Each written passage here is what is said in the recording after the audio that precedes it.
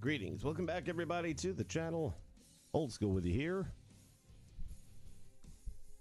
Been working on some of the logic, and we're going to try and plug it up and see if we can get it working.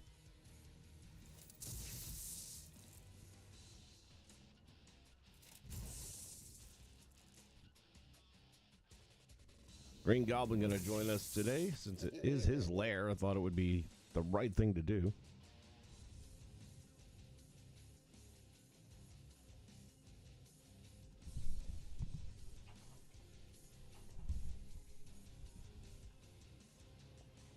Okay, everything up and running. I probably should have done that first, but you know, sometimes it bees that way. Real quick, before we get started, I just wanted to send some shout outs. We've got Jennifer Ellis, I beg your pardon, Jennifer Ellis has joined us here as a member of A&G community. Infinite Toy Boxer, thank you as well for your sub.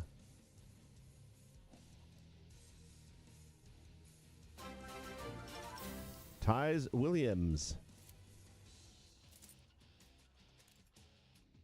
Here's a buddy of mine from the other channel, Neil Hoopa. Hoopa! Slow head, please. We gotta actually go over the whole definition of why I use that. Phoenix Fire Wrestling in the house. So thank you all for joining up over here at A&G as well. If I were a spider, where would I be hiding? If you were a spider, you'd be right beside her, eating her curds and whey. Come on, man. We all know the answer to that.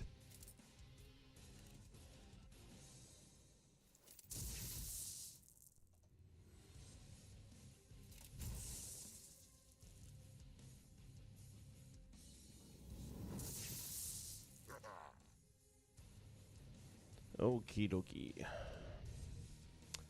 For those of you that were not around yesterday for part one of this rather large build, Papa H in the house. Welcome back, my buddy.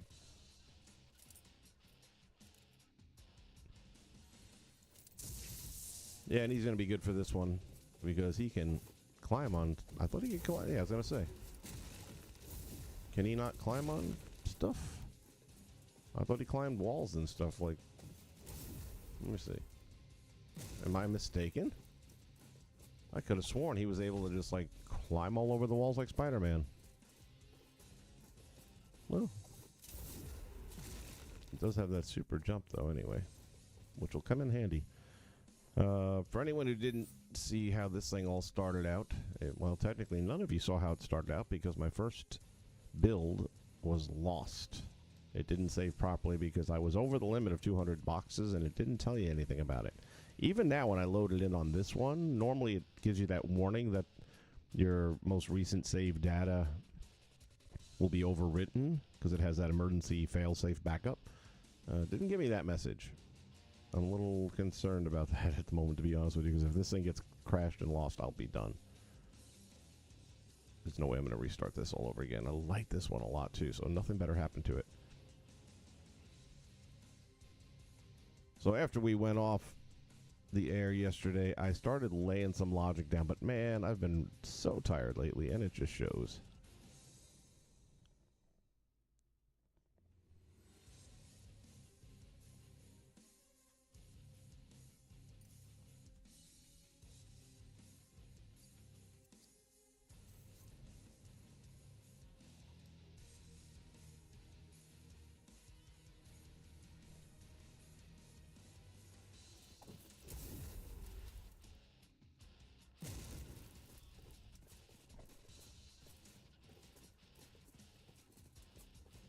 Yeah, 200 is the magic number, so you might want to count them up if you think you're in danger. So, like right now, things are already starting to trigger, and they're not supposed to. But for the first time ever,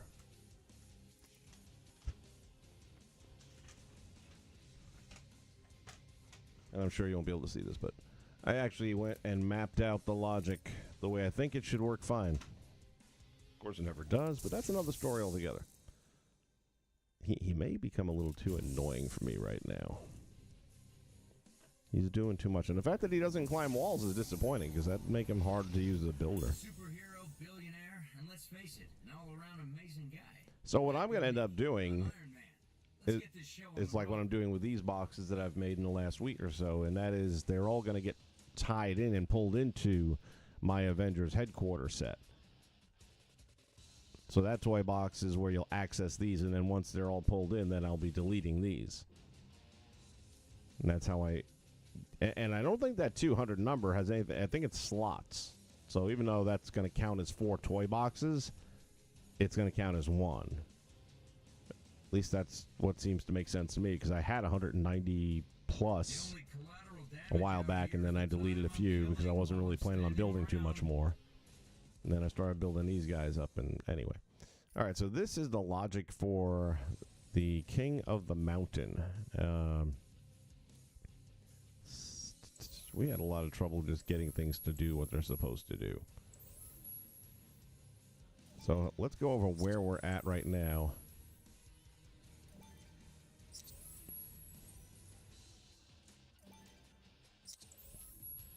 And then we'll figure the rest out here shortly, I'm sure.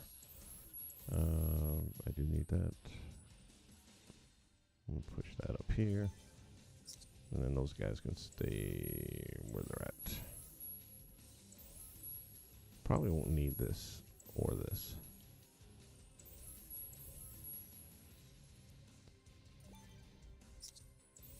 We definitely won't need that.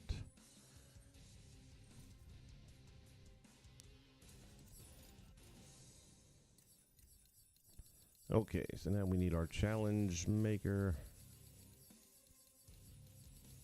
Then I'll go over what everything else is over here. Am I in the right place? It's been a minute. I gotta try to remember where things are hiding.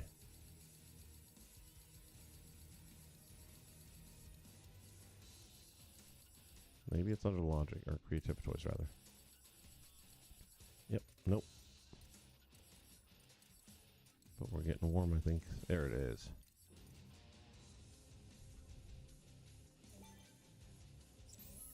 And we will end up needing another locator.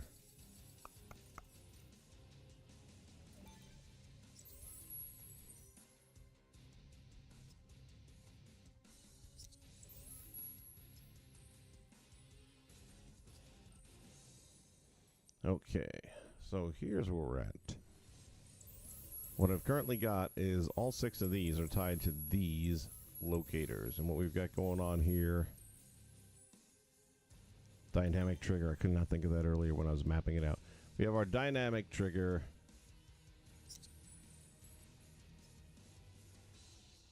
Which is set, all three of them are set the same, which is a distance of 10.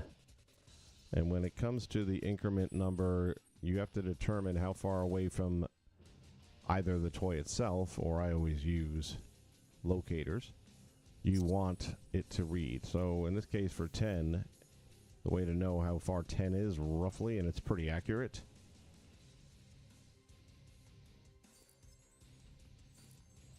from that spot, if I walk him out, he'll take 10 steps. Well, hold on a moment. He's running too fast. Hold on. One. Son of a gun. One. My goodness. 1, 2, 3, 4, 5, 6, 7, 8, 9, and 10. So that is 10 steps, hence 10 count. You can make it less, you can make it more, but that's how I have found the easiest way to determine. So right now, if we go 2, 3, 4, 5, 6, 7, 8, 9, 10. Well, I didn't do it quick enough. I was going to say it should turn off the clock, but anyway, so that's how the number 10 comes up. That's what I'm using. Yeah, he's my favorite to build with because he flies, you know. It's like Superman.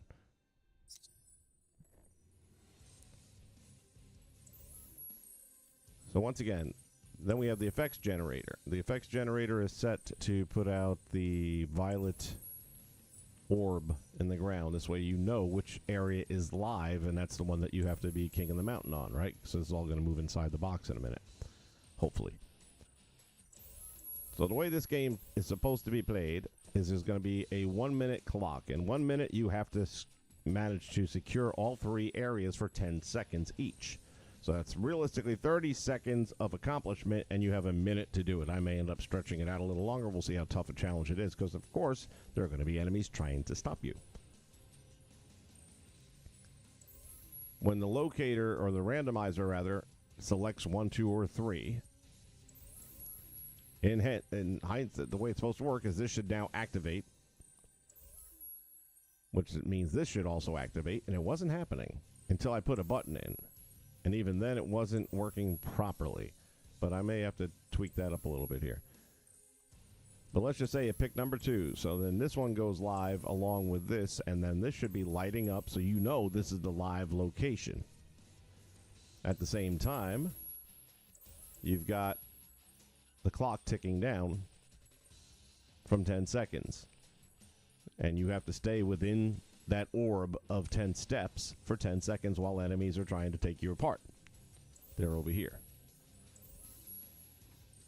Currently not being launched, but that's because I eliminated stuff. That'll go back in just a minute. If that clock does wind down to 0, you get a point. You need to get 3 points inside that minute.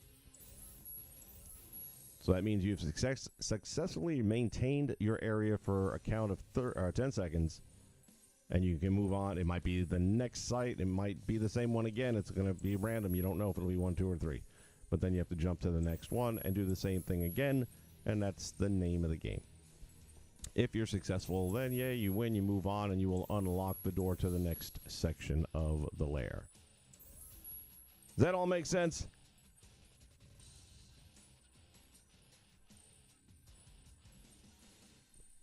One block is a 4 value. That's interesting. I hadn't heard that one before.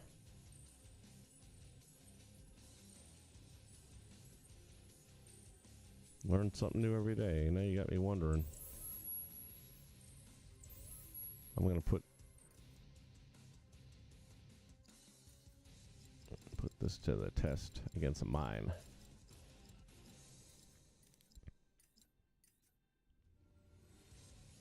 One. That's 8. And that's 12.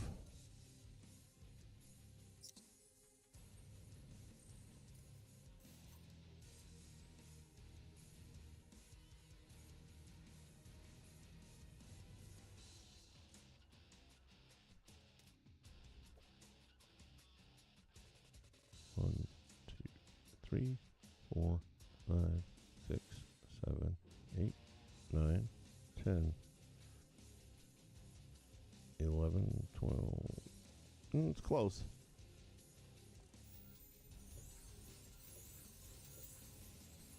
Pretty close to the same.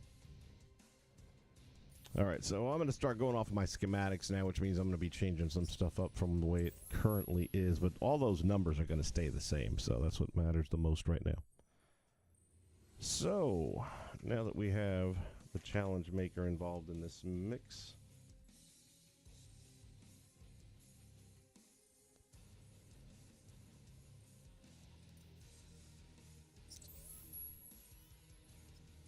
new logic connection. When the game is started, we're going to start the clock.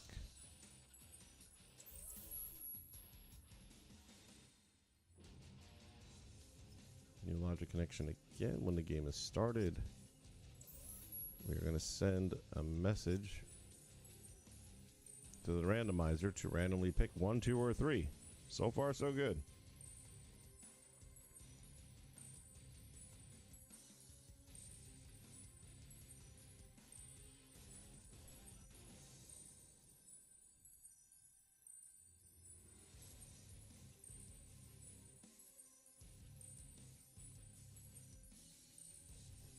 And I do need something else here.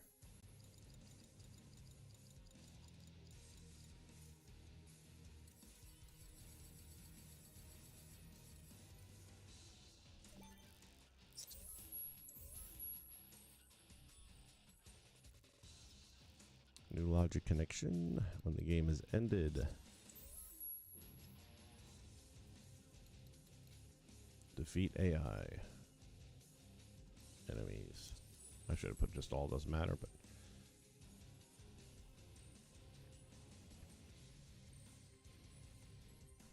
now eventually when the game is ended, it's also going to trigger a camera and the door is going to suddenly appear to let you into the next level of the lair, but that's down the road a little ways here. Right now we just got to get this challenge to work.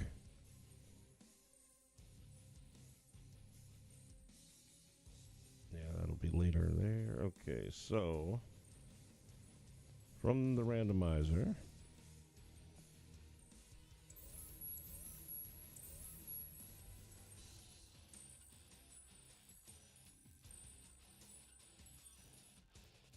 new logic connection.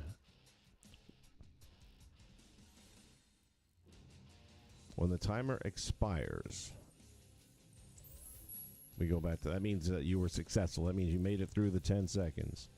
Then we need it to start the randomizer a second time. Now we've already got the scoreboard incrementing, so that's good to go. Not sure what this dude's doing. Let me see.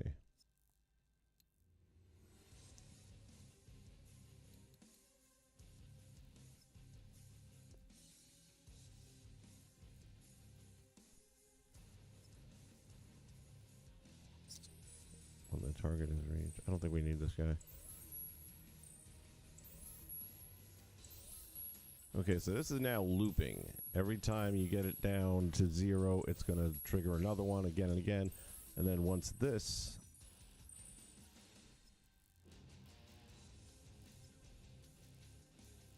reaches 3, you complete the game. New logic connection again. When the invite is accepted, we are going to reset that to 0.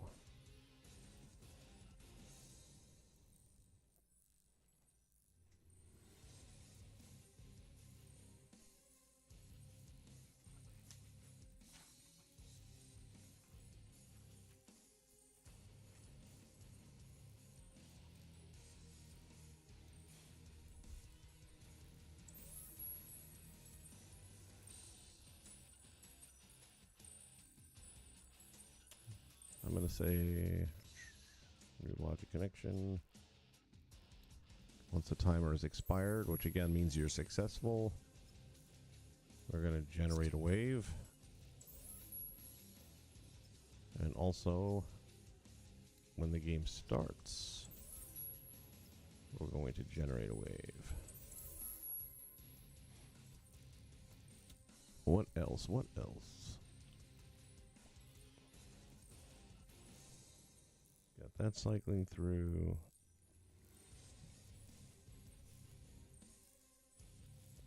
Clock goes to there. And then we just got to try to figure out what's going on with the energy orbs and why they're not. And why do I have two challenge makers? Or enemy? I'm going to get rid of this one. I don't know why that one's there.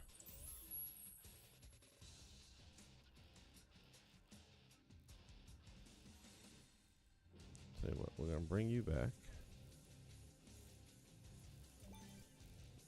And get you a locator. Get you your very own locator.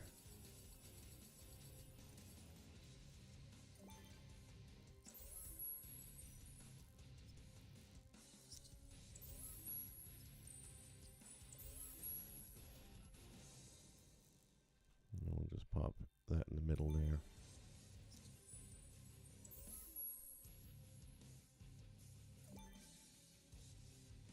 Make that a little bit more symmetrical. Okay.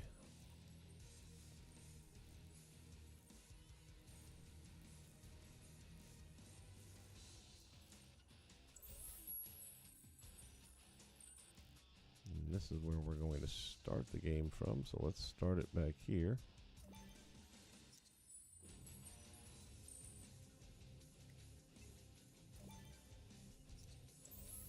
That's good to go. Here's our level starter, which I'll probably work in here at some point in time. And then this I don't really need, but I'm going to keep it there for a moment simply because I may try something different with that if things don't work accordingly. And again, this is relatively simple logic. I mean, I'm a little surprised it's not performing some of the things that it should be performing. That part worked. There's our 3 count, and boom. See, now it's already jumping a clock, which it shouldn't be doing. And nothing has lit up. So I don't know which area, unless this is the active one, I suppose. We also don't have any enemies spawning in. There's a whole lot going wrong right now.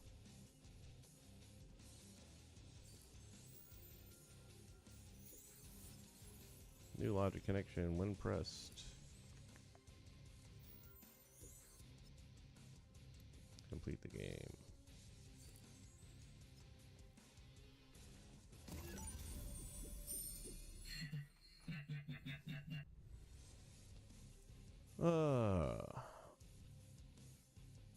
All right, let's try this again. So we're still not getting the beacons to show up, which is really frustrating me. I don't get why that's not working.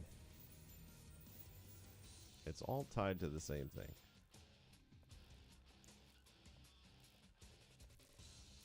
Okay, I'm going to do a couple of things different, though. I'm going to remove the clock from the challenge maker.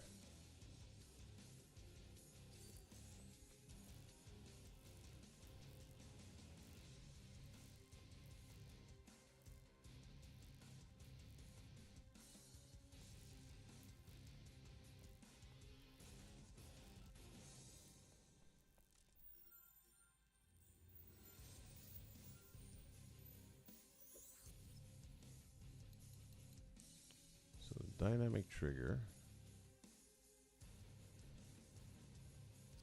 Oops, my bad. Didn't mean to do that.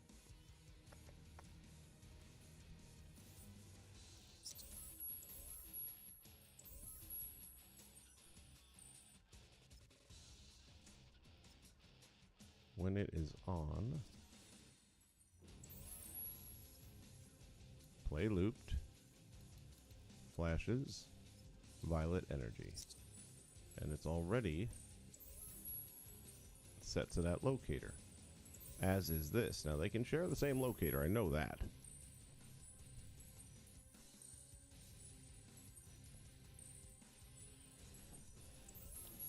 It's not that I can't see them. It's not turning on. When it turns on, I'm fine. And I don't want it... Like, I could have done the ring using the path creator, but I didn't want to do that for this one. I just... The area you're going to be fighting on is pretty much set, which I can show you very quickly.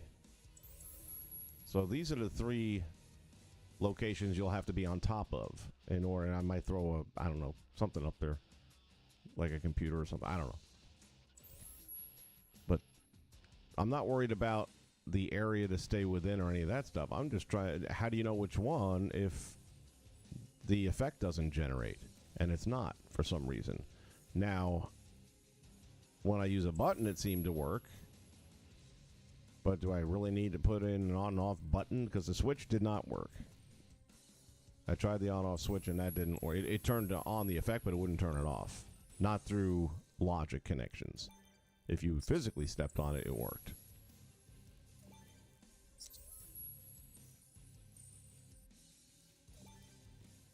So, I mean, the other thing I'm thinking is that, and it seems like a real pain in the rear end,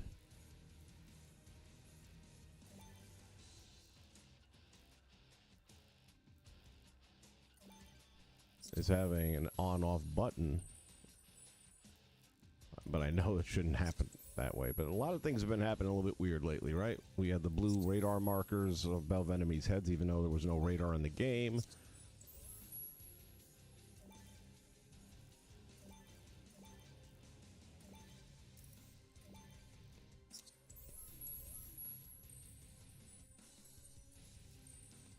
So let's just for fun try something here. And we will disconnect the effect generators. If this doesn't work, then I don't know.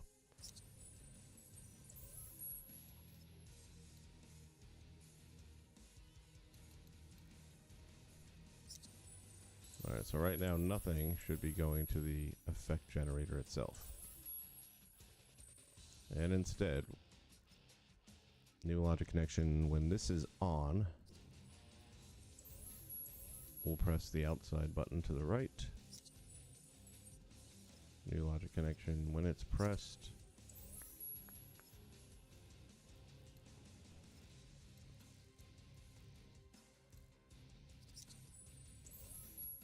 and then when it's off,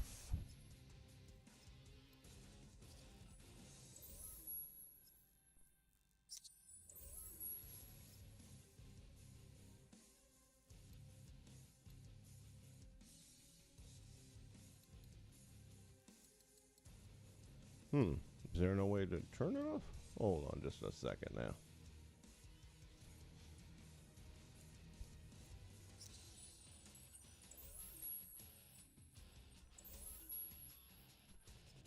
When pressed. Stop looping effects. There we go. So now, obviously, we just want to make sure it's working.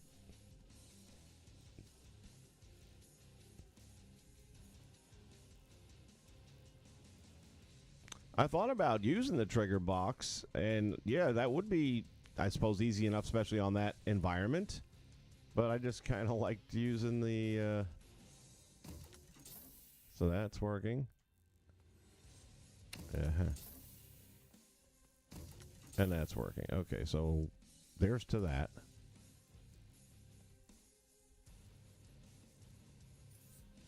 I'm just a fan of the...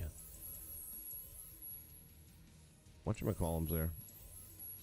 Dynamic triggers. I like dynamic triggers for some reason. That's just a me thing. The easiest way would be, you're right, using just the yellow zones. But then how do you... Oh no, you'd still have the same problem I'm having right now.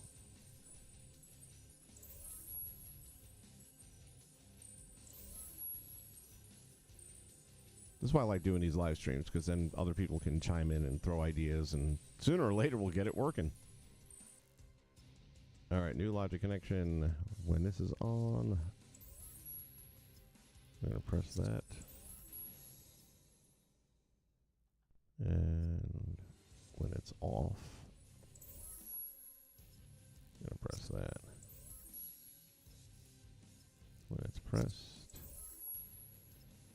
We're going to loop our violet energy. And then when this is pressed, we are going to stop looping effects. Boom. That's 2 down. New logic connection when this is on. And when it is off.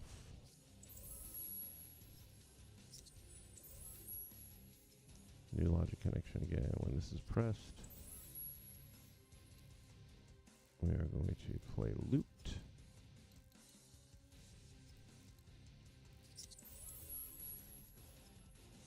And when this is pressed, we will stop the looping effects. Okay. Now we also didn't generate enemies for some odd reason. Probably because it looks like nothing's hooked up to them at the moment.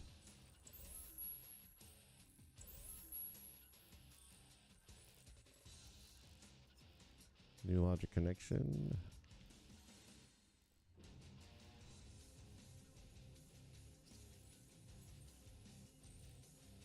Tell you what, let's drop another button in. Why not? At this point, I do like the buttons. I'm not gonna lie.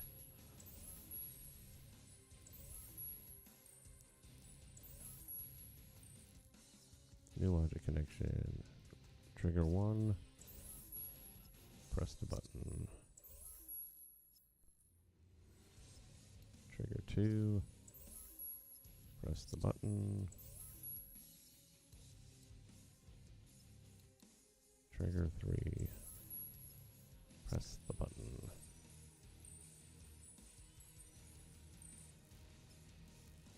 When it's pressed, generate the wave. Okay, how's that looking? Let's see if that fixes any of the problems.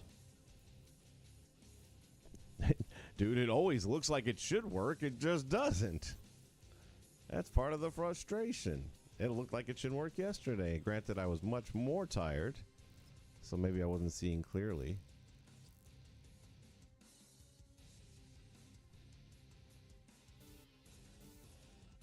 And I got enough. Wait, I got enemies at least, but I don't know where I'm defending.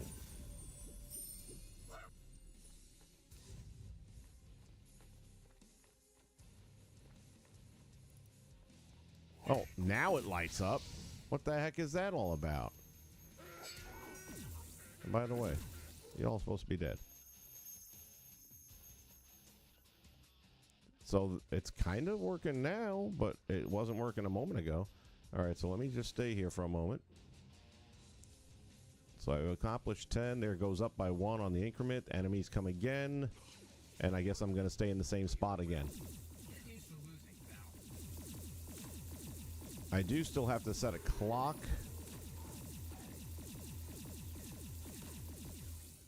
Because I forgot to put a 1-minute time limit in this.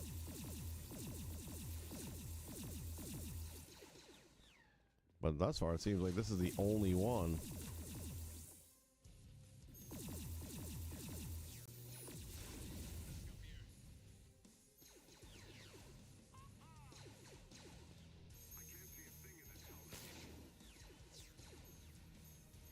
And maybe that only lit up because I shot the button by accident. Really? Bye.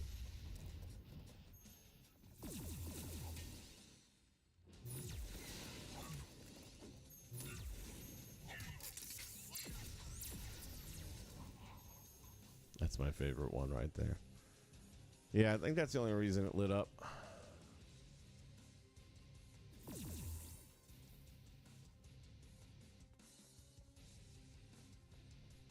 Which brings us back to why is it not lighting up? You're right, it should work. I agree wholeheartedly.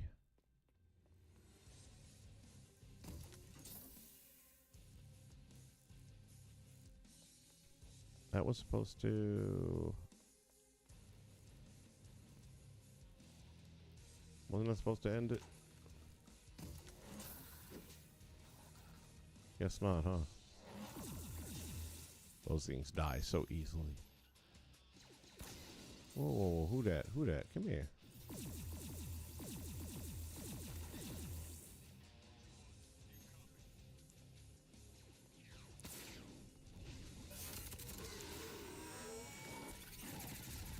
Who's next?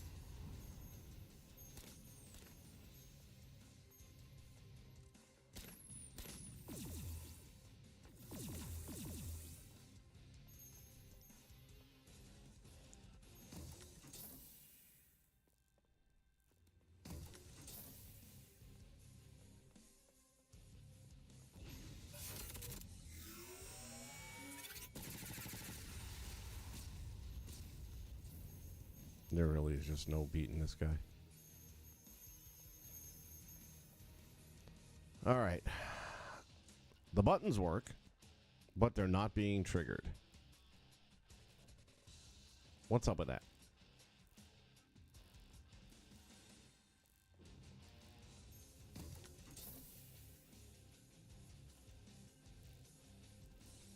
Perhaps instead of having the buttons attached to this, it should come from the random generator. I don't know. I mean, I feel like this should work fine. It's called logic, right?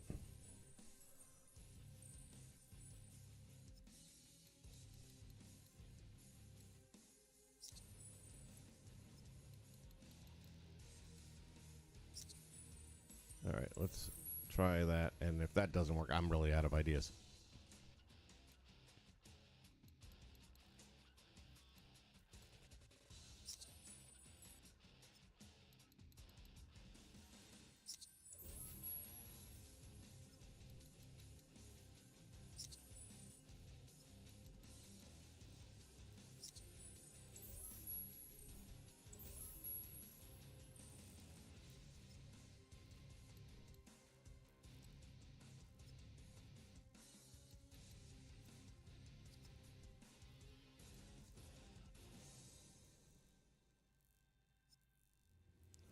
Alright, trigger 1 is to the left.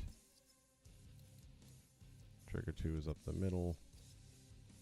Trigger 3 is on the right, which is what I thought.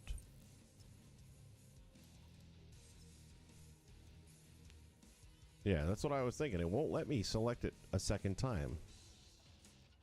So that's not going to be an option. Gosh dang it.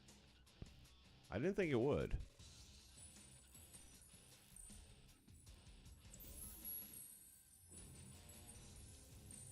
Maybe what we do is flip this around.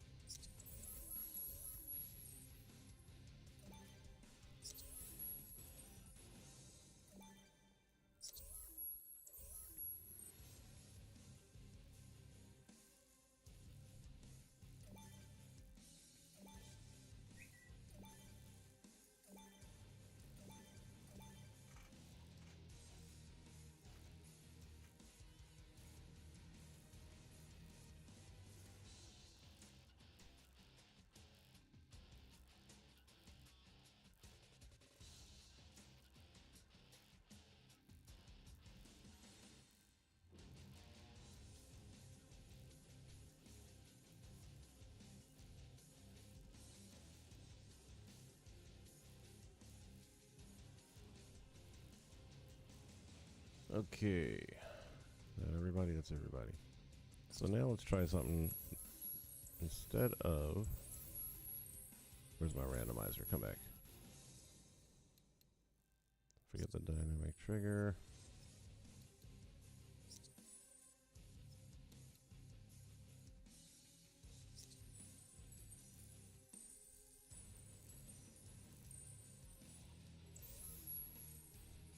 That stays. New logic connection. Random trigger 1.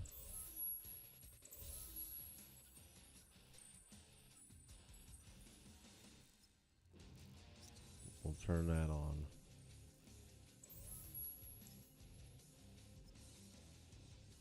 Random trigger 2. We'll turn that on. Random 3. We'll turn that on. And then this, when pressed,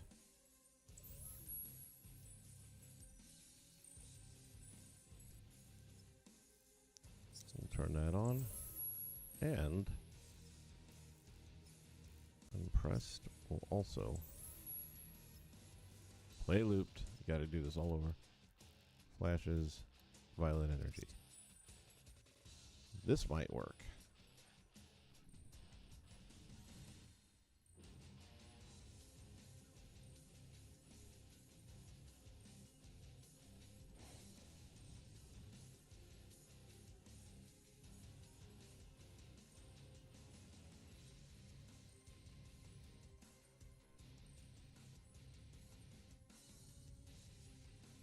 No, if you leave the dynamic trigger area, then the countdown from 10 to 0 starts all over again once you come back inside the...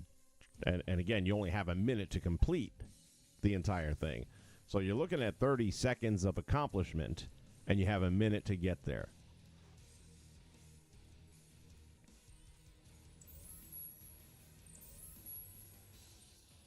All right, so now everything is on if it rolls a 1.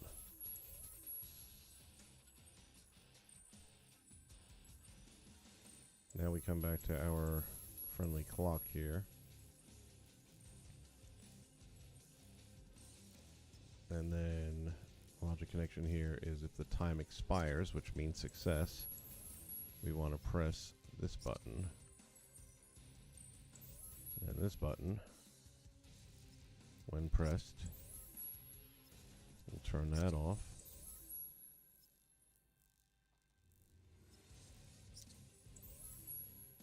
And we'll stop the looping effect. And we're going to do that for all 3 because we don't know which one will be active and which one won't be active. So all 3 will turn off until the next one turns on.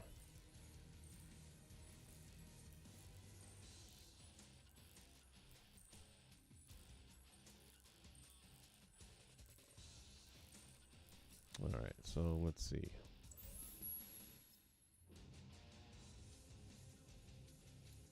Did we do all 3 already? Oh, I did it right. Sorry.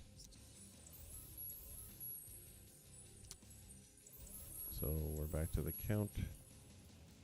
New logic connection. When the time expires, we're going to press that button.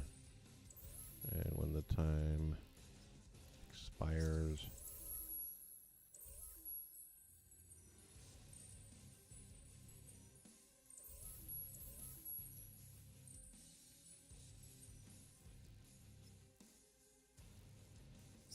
press that button.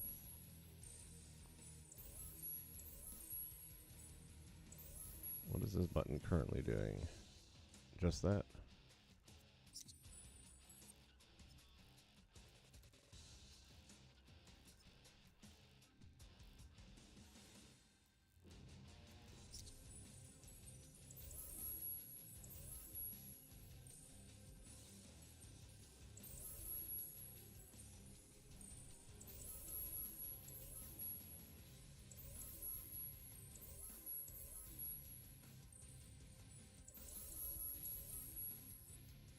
I think these two are out of order, and I definitely want to keep everything in sync because this should be on, this should be off. All right. New logic connection when pressed. On. New logic connection when pressed. Play looped. Violet energy.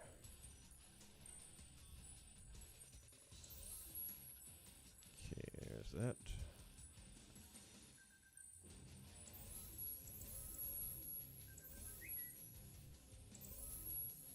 And then over here, new logic connection when pressed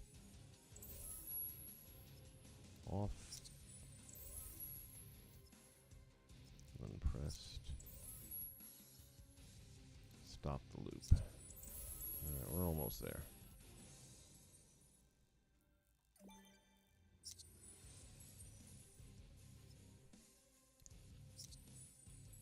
I'm just going to leave that completely undone for the moment.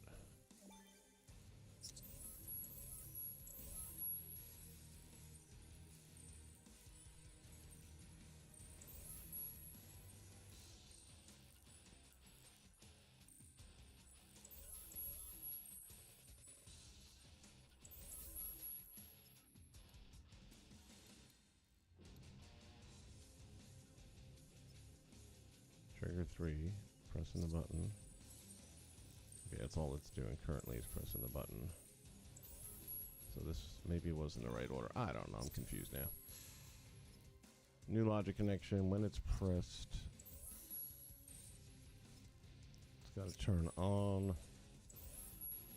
New logic connection, when it's pressed, we're going to play the loop.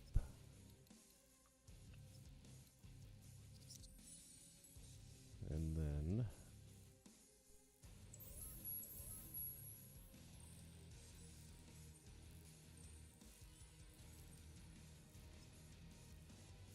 new logic connection when the time is expired. Press this button over here.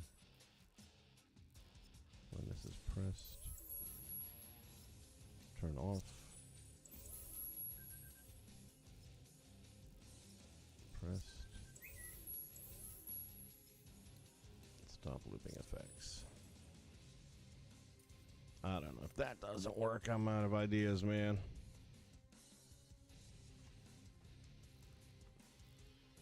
It's going to be a fun challenge, and I've made Battlegrounds before, which is what I don't understand why there's a problem right now with this.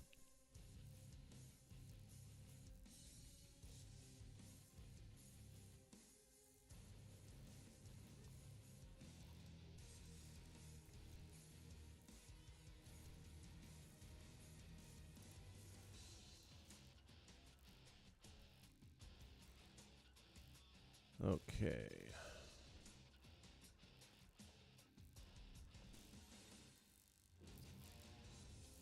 What the heck? Let's give it a shot, right? As long as something lights up, I'll be happy. Oh, wait a minute. We might have something here. So there's 10.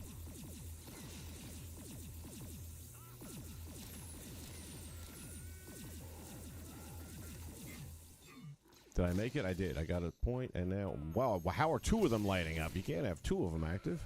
And that one's not doing anything. And that one's not doing anything. Gosh dang it. But that was a start. We got something to happen anyway.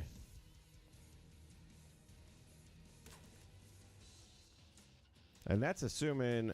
You know, we might have two of them lighting up because... I could have sworn.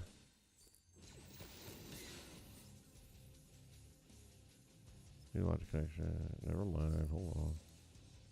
Let me just put a whole other one down here for this right now.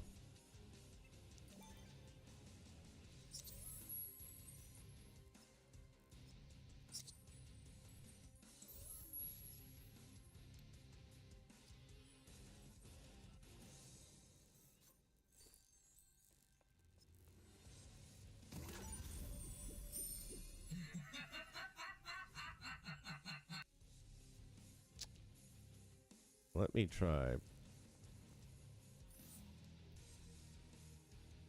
putting a wall up here so that the buttons aren't getting hit.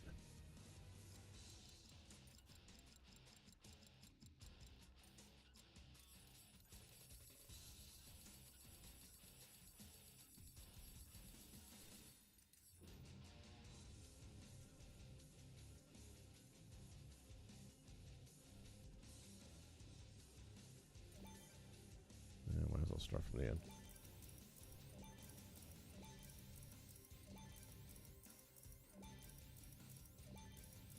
It's hard to tell what's working and what's not when these guys are shooting into the buttons.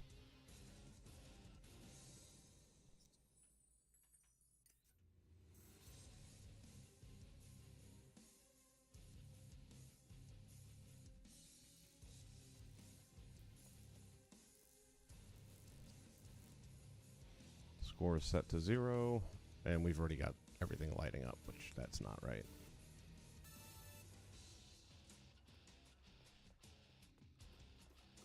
This one's active. Now, how's it already down to 4 if I was never in the spot? Alright.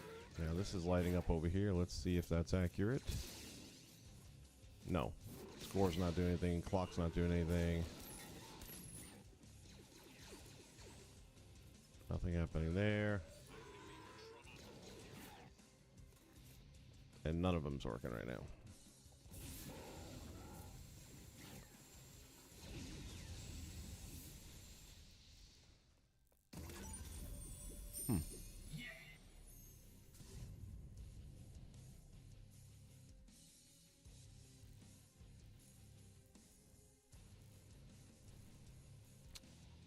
Randomizer, huh? Well, let's think it through again.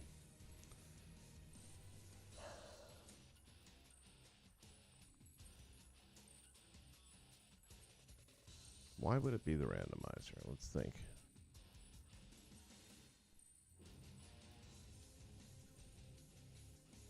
Try again. Yeah. Uh-huh. Let me think here. The game starts, and one of the things it does is it triggers the randomizer. If the randomizer selects 1, it'll press this button. It'll get that locator going. If it presses 2, it'll trigger this.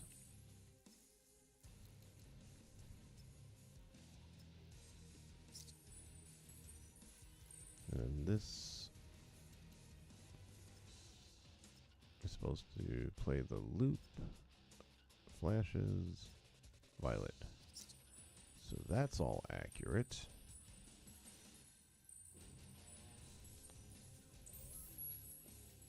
Somehow we're getting multiple rather. Let me try a couple of things here though. New logic connection. When this one's pressed, not only will it stop the game, but it will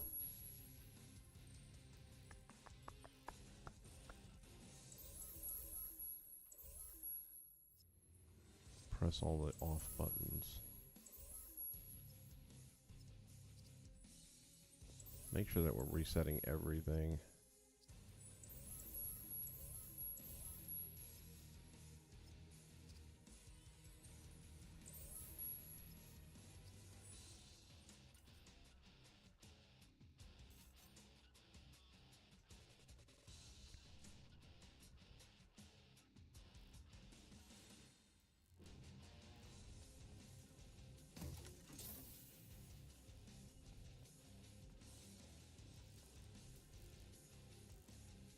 And I'll tell you what, this time, let's go without enemies.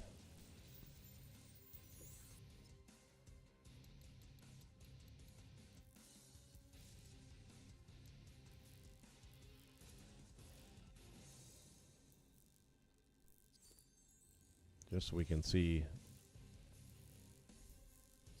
if the orbs are doing their thing.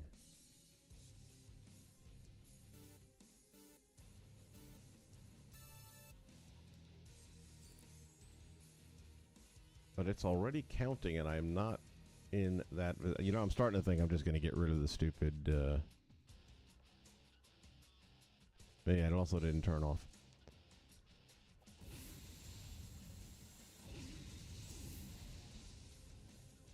I hate to succumb, but I think I'm going to, just to keep my sanity.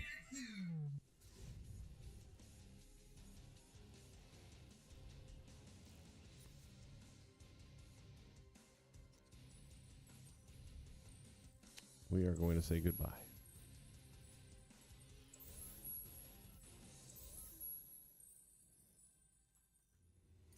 And instead we are going to go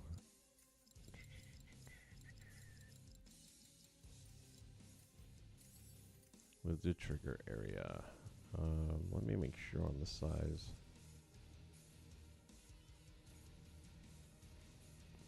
Wow, it's got to actually be bigger. Let's see.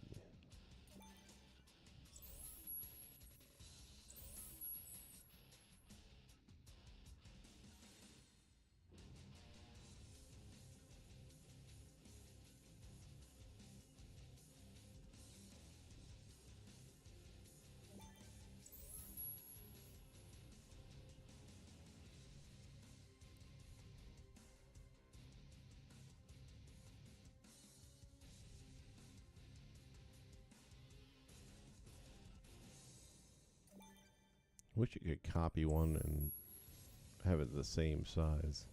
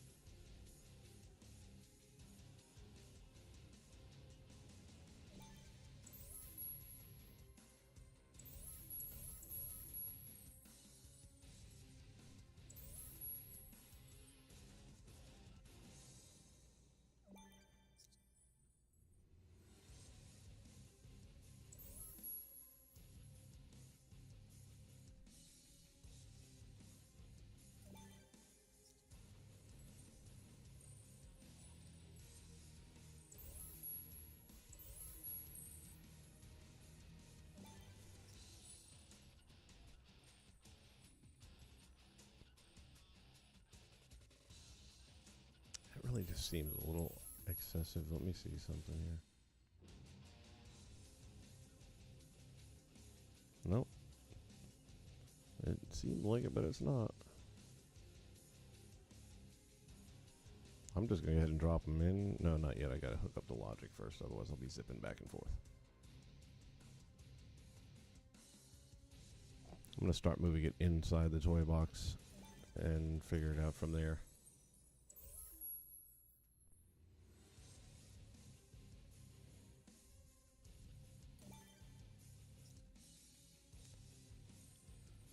Okay.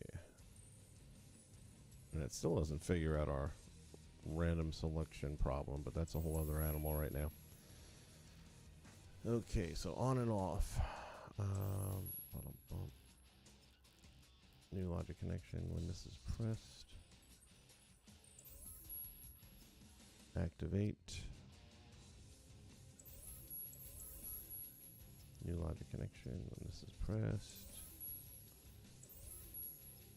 Deactivate.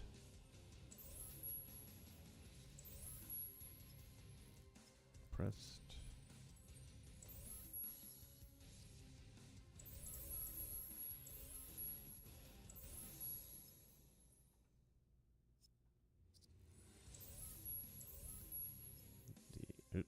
Dadgummit.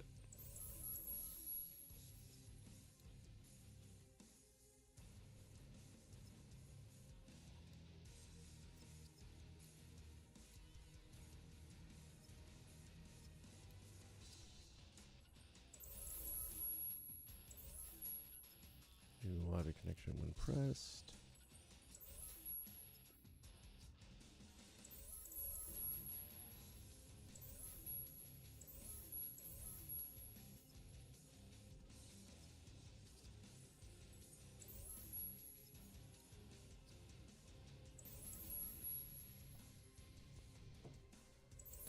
Alright, now back to this stupid clock. And we still haven't set up the other clock yet, by the way.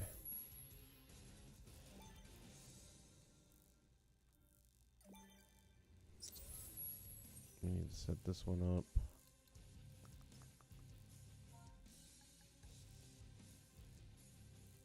We'll start with 90 seconds. Who knows how this thing's going to turn out. Visible display, yeah, that's fine.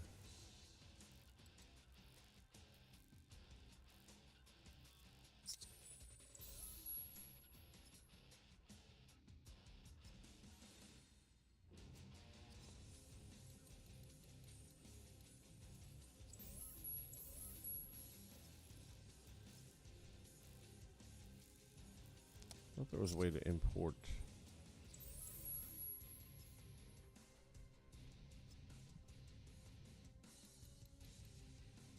No.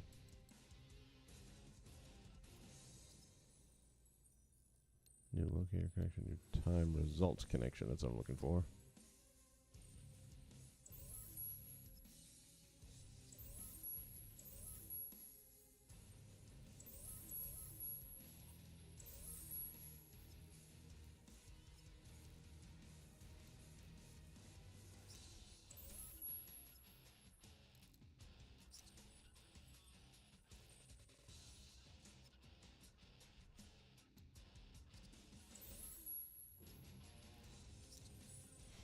That'll start the clock up. I got this. I don't feel like I got this. I'd like to got this. I want to got this, but I don't think I got this.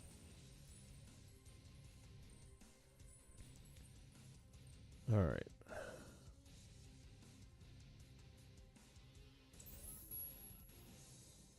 Let's go ahead now and drag these in to their appropriate locations.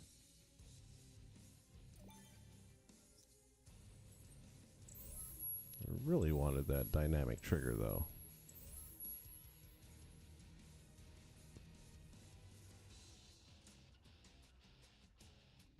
Which one was this? Middle one. Okay.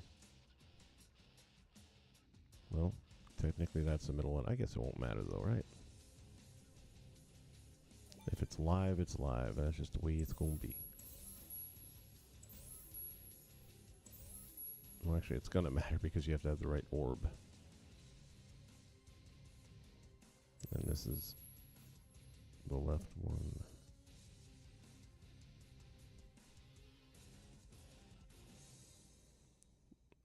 Let me do this before things start getting even more screwy. Middle. And left.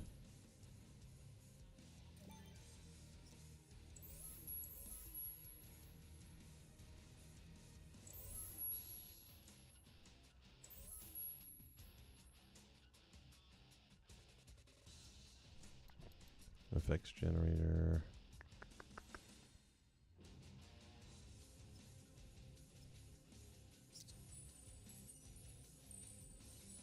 Yeah, that's really all it's going to say then, right? Yeah.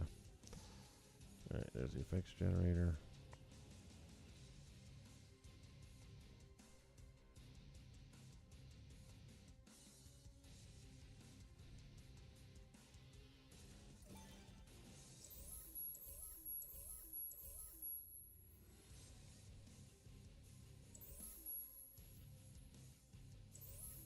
That's where you start. And this is the middle, that's the right, and that's the enemy. Okay.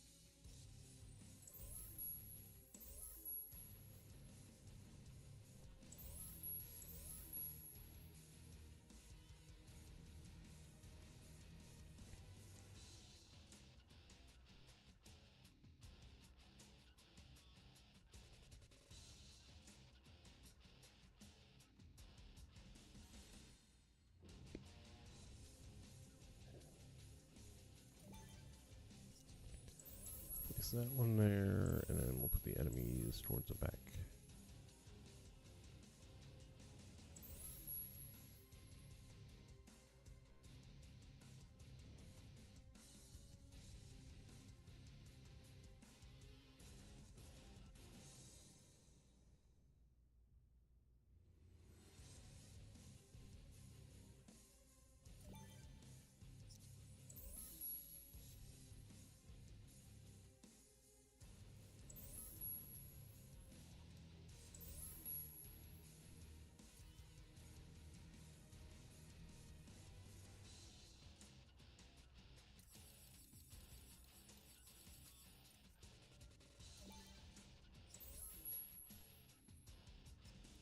Connection, whenever entered.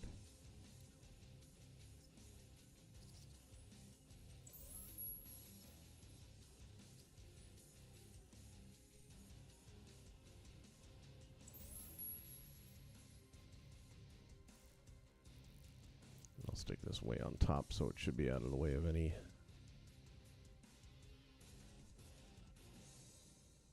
incidental fire.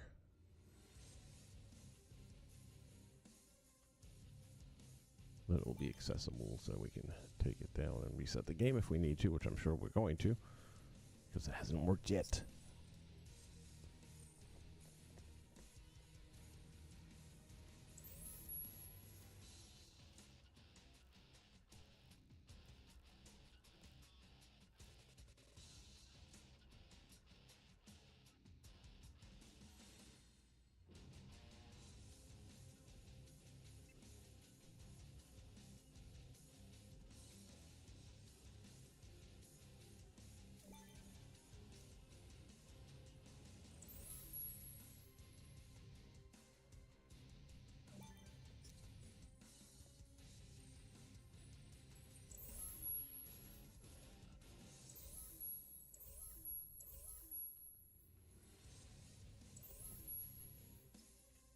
New logic connection.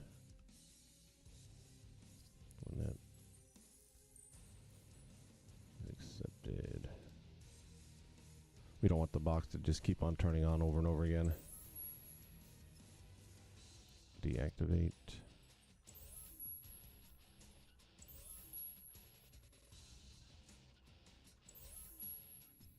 New logic connection. If the game has failed, then we will reactivate it.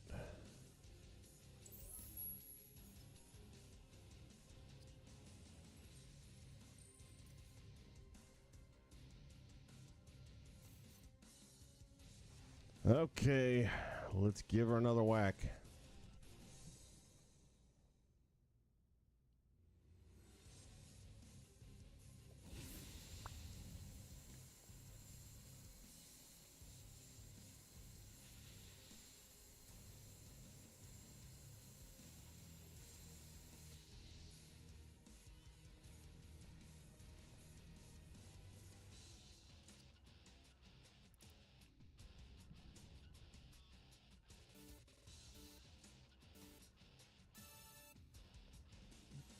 Now the question is anything lighting up? Oh, yes it is.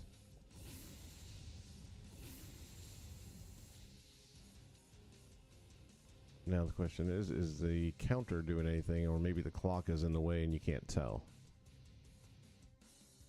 Well, let's see if anything turns off.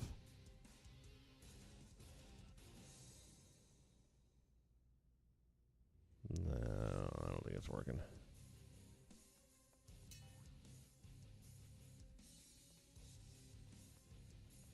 But that's the right idea. I mean, it's halfway there.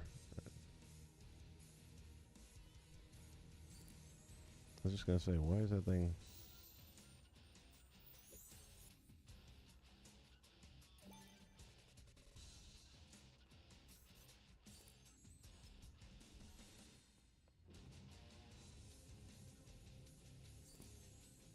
Why is it not in the middle when I'm putting it in the middle?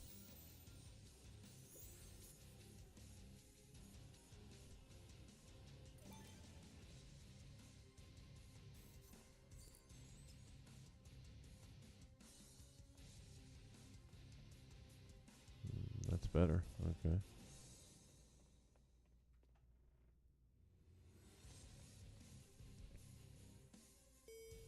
What?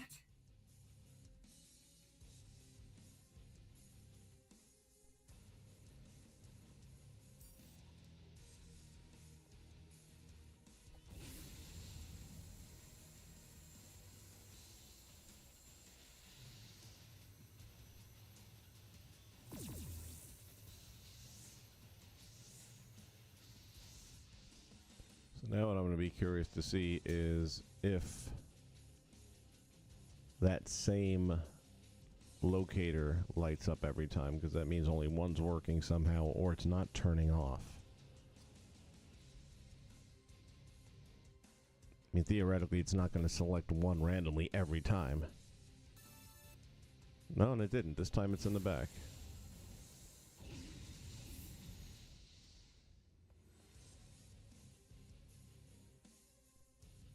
Alright, I'm starting to get an idea that maybe we're getting warm. Based on what's happening, I can figure out what's not happening.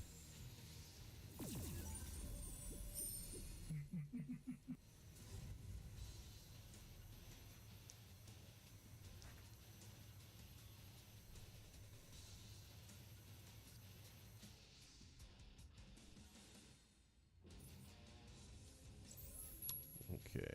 Yeah, because we haven't told it anything to do when you've entered these, I don't believe, right?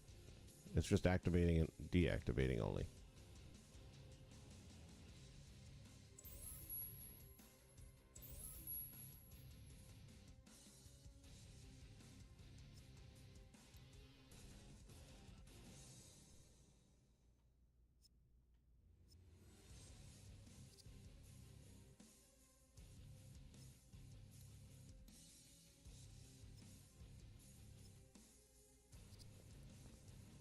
Okay, so let's take that and work with it.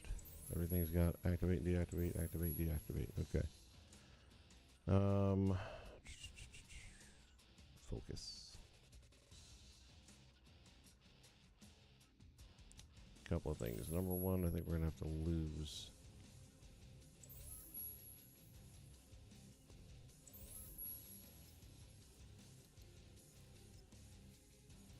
the visible display because it's more important, I think, that we see the 10-second clock to know if we're successful or not.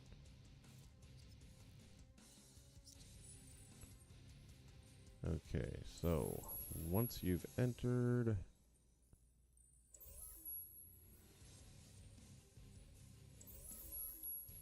so we have a random,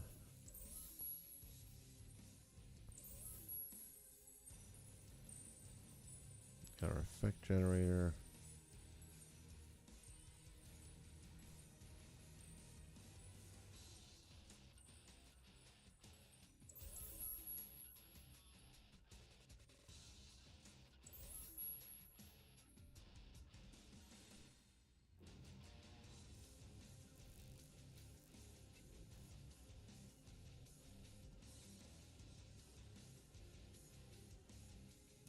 I'm using the level tool in your honor, sir.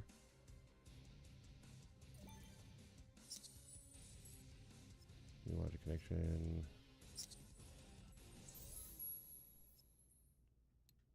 So when the level starts, we want all of these to be off.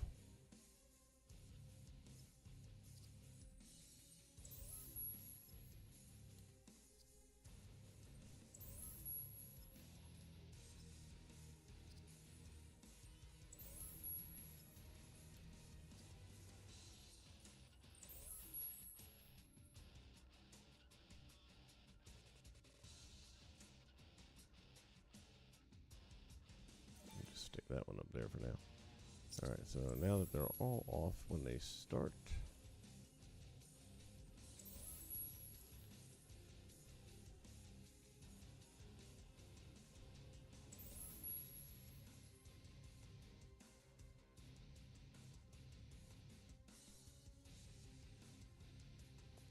let me go back to my logic tree here. We're just going to replace the dynamic trigger.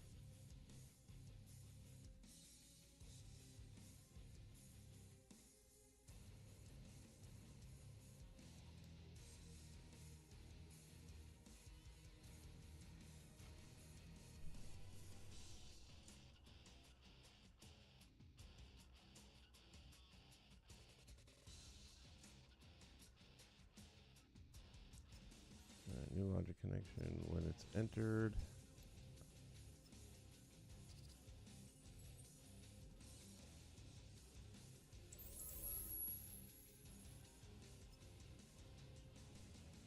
We will start the clock.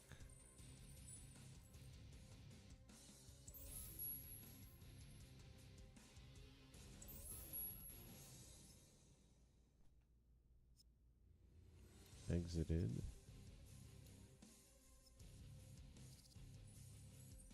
Probably should have put player one, but that's okay.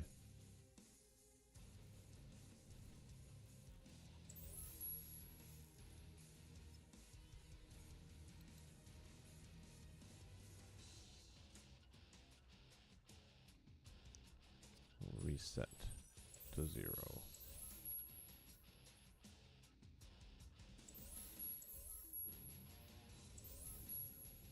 New logic connection again when entered.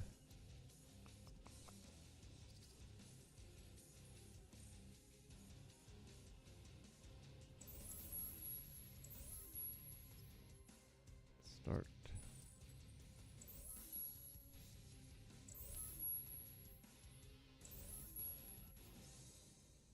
Never exited.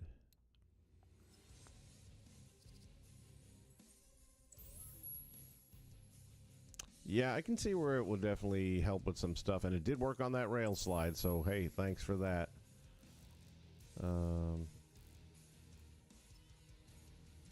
Reset.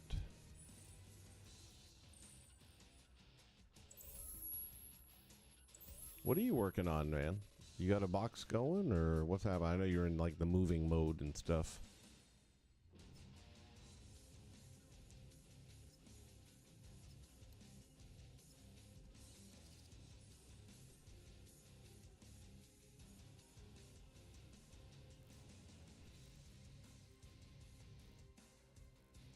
Why is it not letting me?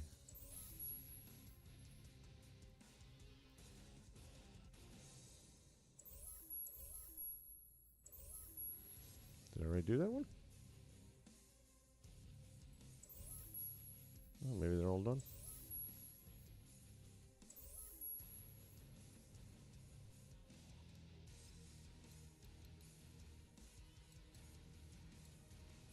Timer. Whenever entered.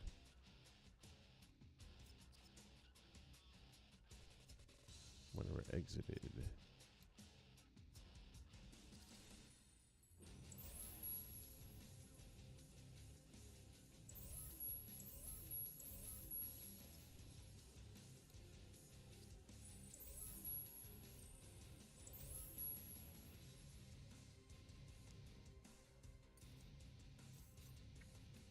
Let's give it another whack and see if that's any better.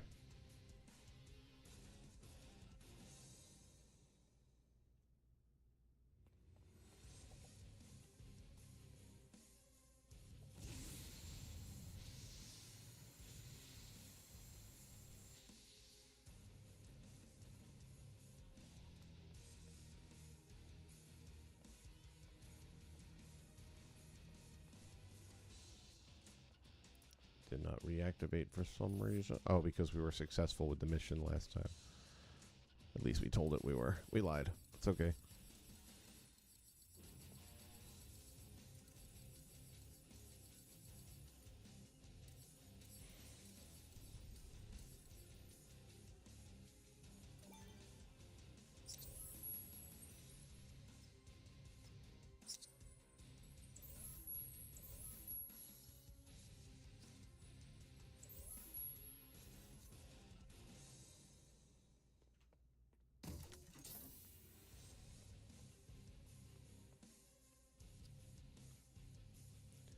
Please let it work. Please let it work.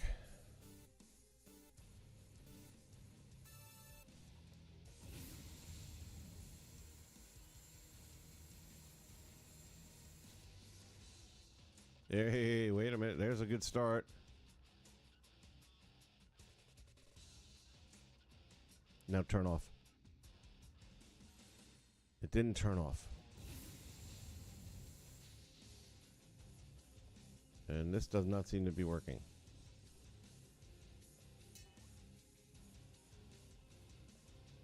And this is not working. Gosh, dang it. And this is not working. What the heck? How are none of them working?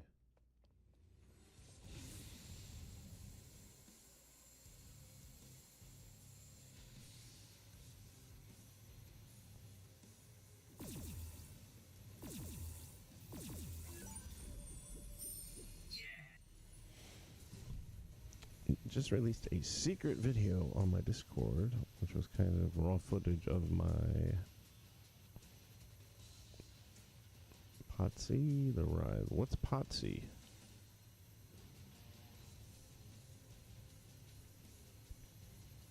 I'm sure that's going to be cool. What is Pot C? I have never heard of that.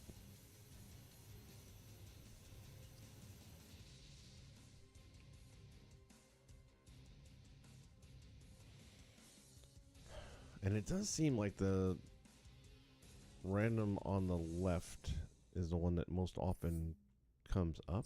Could be a coincidence, I don't know, but...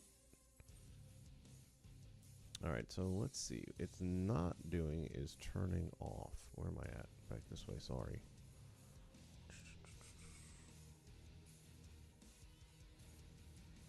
So the random is on.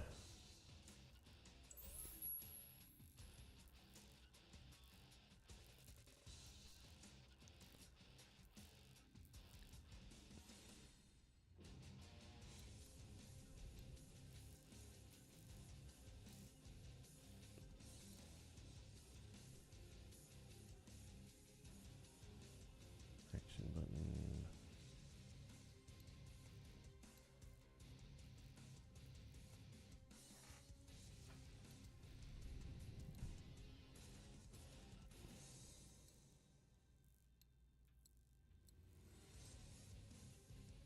Seems like we have an extra action button going on here. What's up with that?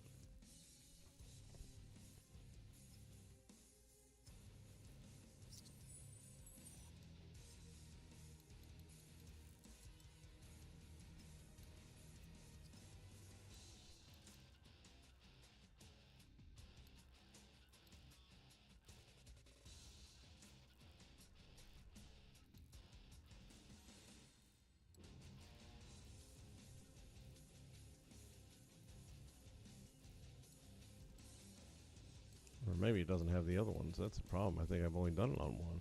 Maybe that's the issue. Hold on. Action button. Hey, dumbass.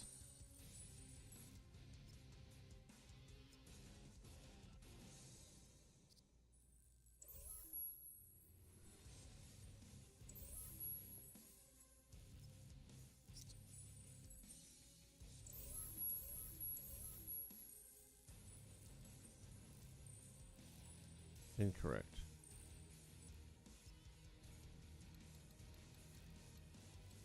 I'm just going to remove all the action buttons. Because at this point I'm so turned around I don't even know what's going on with this thing. Blah, blah, blah, blah.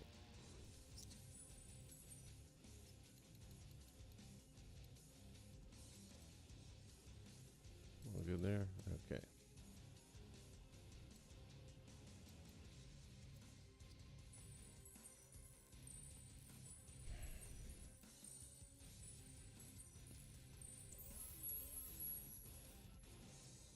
New logic connection. When the clock starts, press the button. No, incorrect.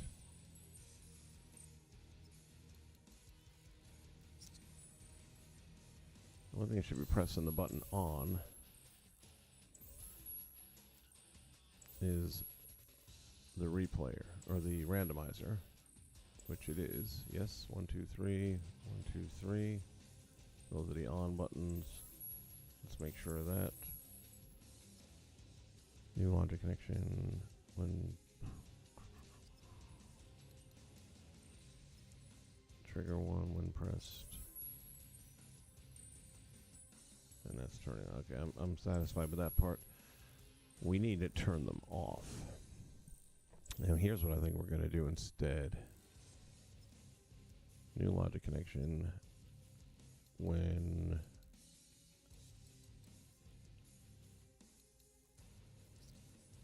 iteration cycled, press button.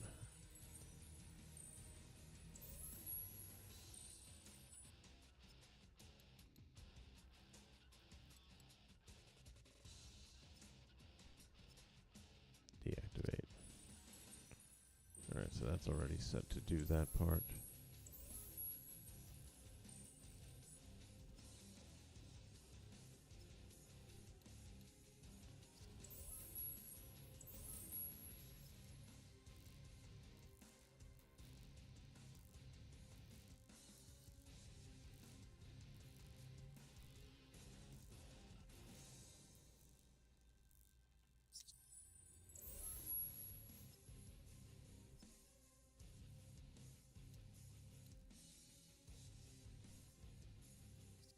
Oh, never mind. I just did all that wrong.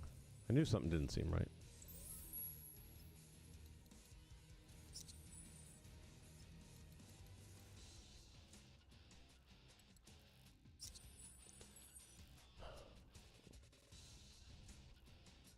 New logic connection. When the count changes is what we want. Press the button, because for the count to change, you have to have been successful.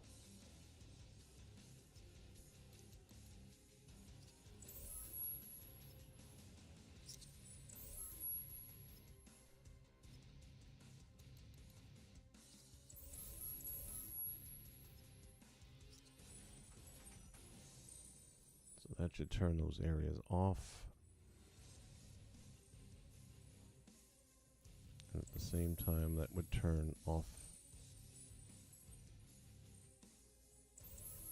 in a perfect world. Let's see if we live in an imperfect world.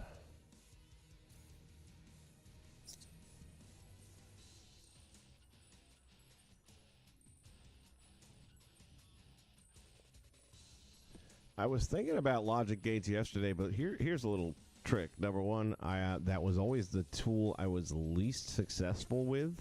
I never did great with logic gates. I was starting to learn them a little bit towards the end, but then I took a year and a half off. And I couldn't remember if you needed multiple logic gates or one would work kind of like a randomizer, or you could put multiple feeds into it. Then I couldn't think of how you'd make it work.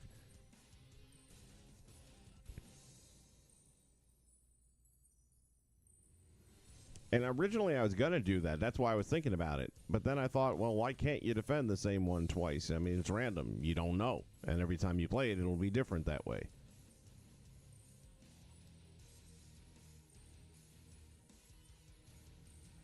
I appreciate you, man. Seriously, you do help. Just bouncing ideas back and forth.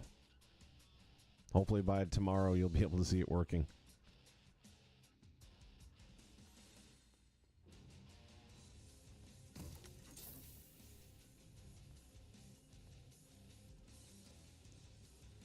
Maybe even by now. Let's find out.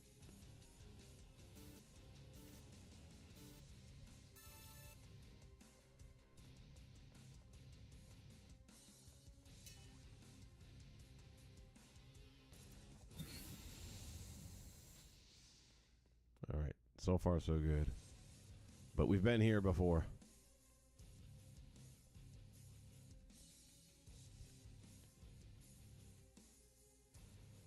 Now, I could have randomly selected the same one twice. Although it seems like right now, randomly, it's always selecting this one. Aha. And? Oh, come on. We're close. All right, so think this through. Think this through.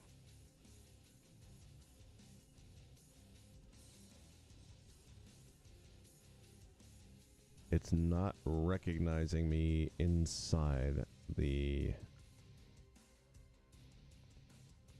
trigger. Why?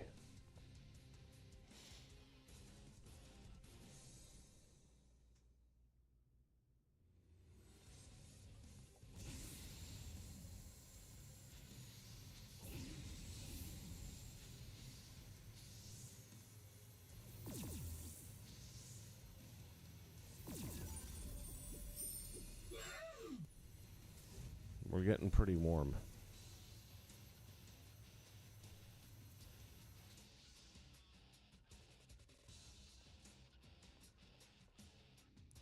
So that would tell me it's off.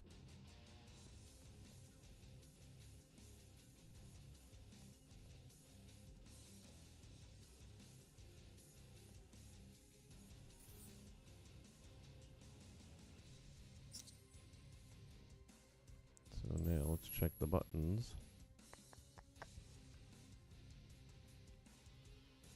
Let me bring it over there so it's a little bit easier to see everything that's happening here.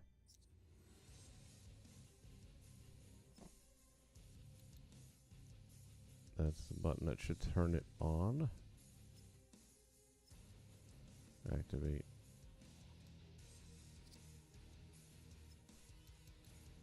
And this one should deactivate. Okay, so that part's right. Now, why would it not have activated? Let's see again.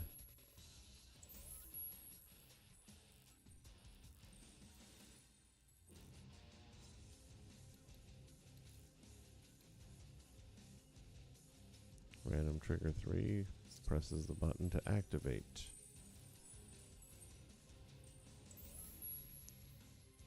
Okay. New logic connection when entered.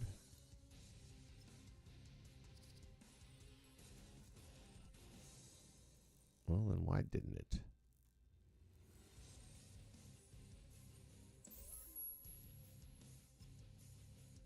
Timer entered by any player.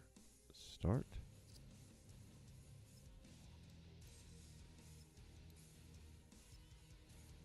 Reset.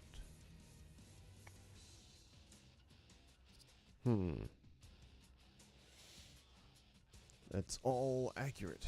Why is it not doing it?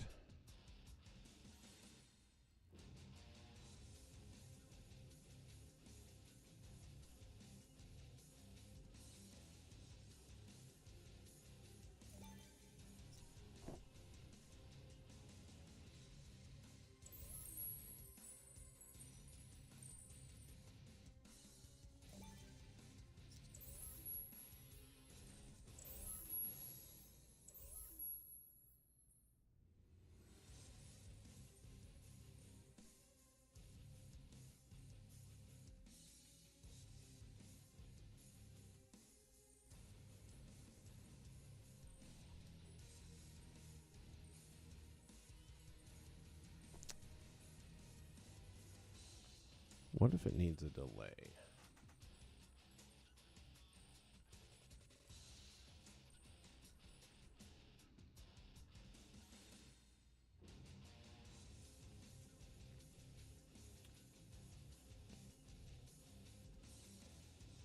Because I stayed in this, well, it also went on twice, so let's see.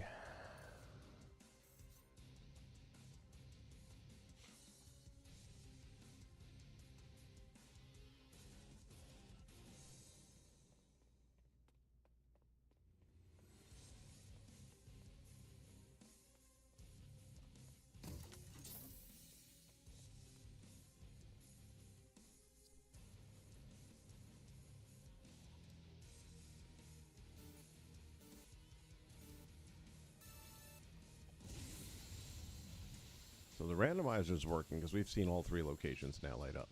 This is working.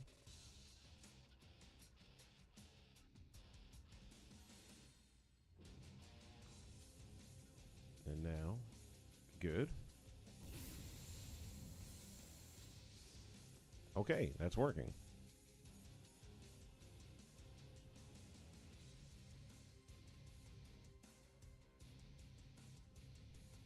And thankfully all 3, so we can give it a good test.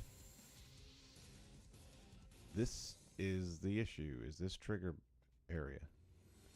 Everything else is working. Okay, well at least we know now what the problem is. So I'm just going to wipe it out. And put a whole new one in.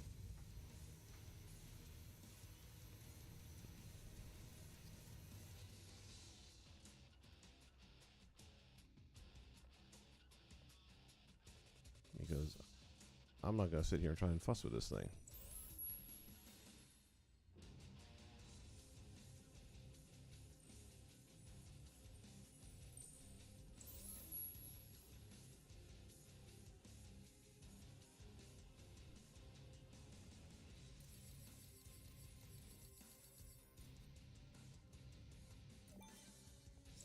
Alright, let's do this again.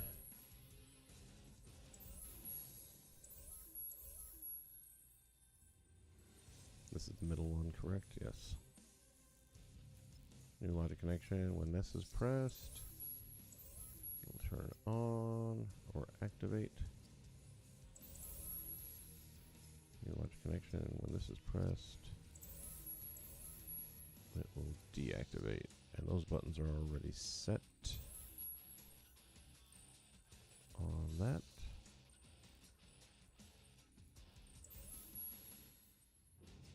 New Logic connection whenever entered.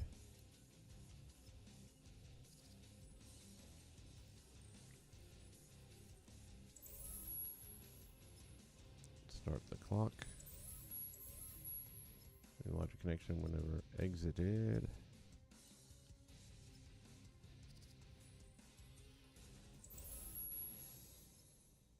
Reset the clock.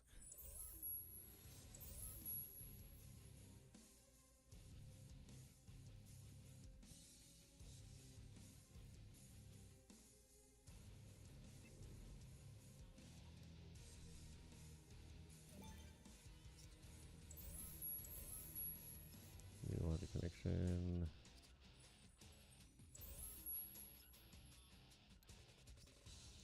So these should be deactivated at the start of the level.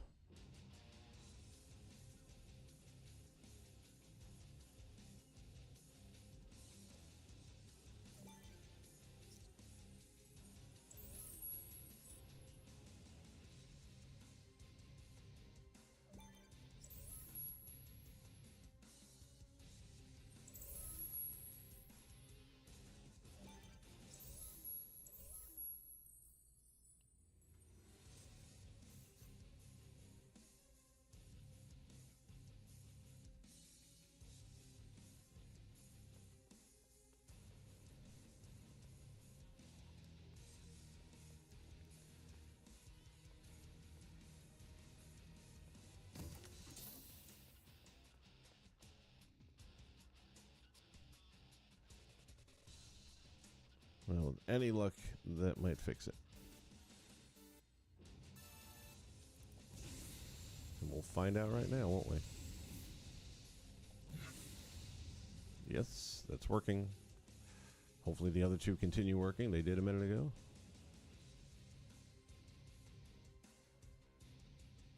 That increments. That's working.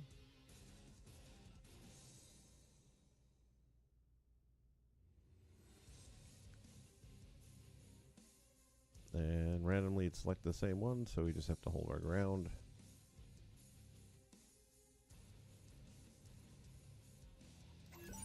And a victory. Okay. It took a minute to get there. And we're not completely done yet. So that still took 50 seconds with no fighting, so I think 90 seconds is going to be about right. Why would it take 50 seconds?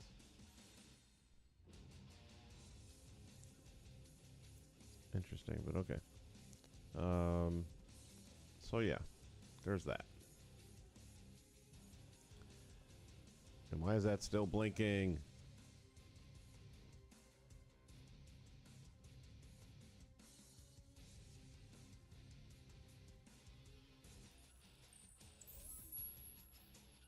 Press.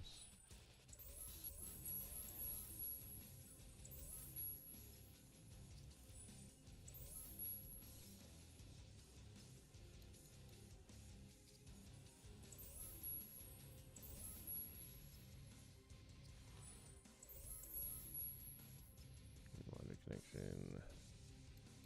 Game failed.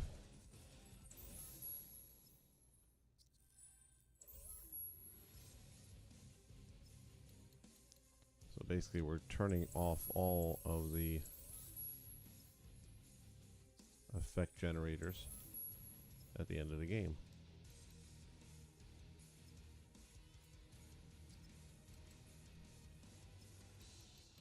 Whether you win or whether you lose, because you want to start with a clean slate.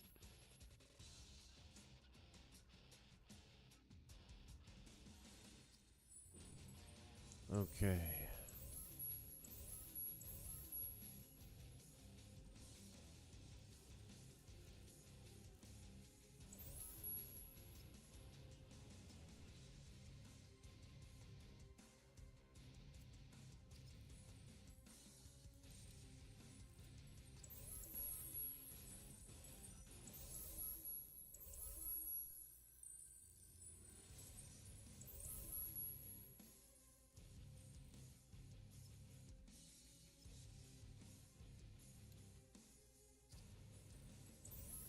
Launch the enemies.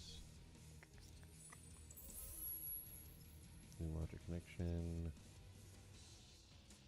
Whenever the count changes. Also generate a wave. Okay.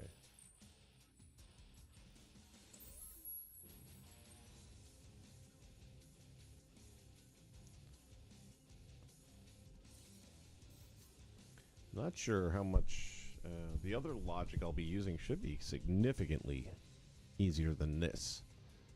So I'm not sure if I'm going to keep that little landmass out there floating around too much longer. That one beacon is still going.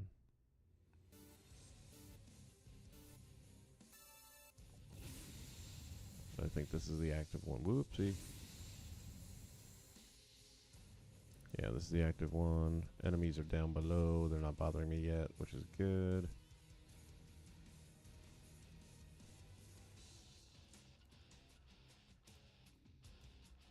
And now I'm going to guess this actually is active. Yep. Surprised they haven't jumped up here or anything yet. Here they go.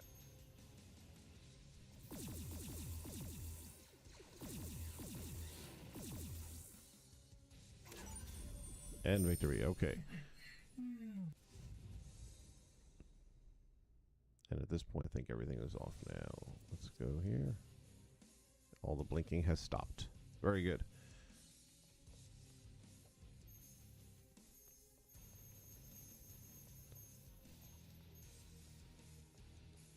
What I might want to do is take this.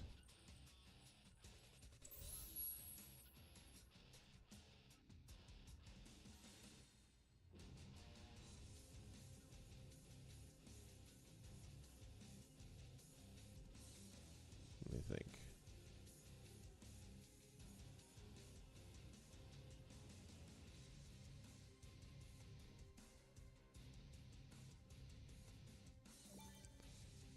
I'm going to drop that one there. I'm going to put two more. And then let them randomize locations so that they're at least up on the same level.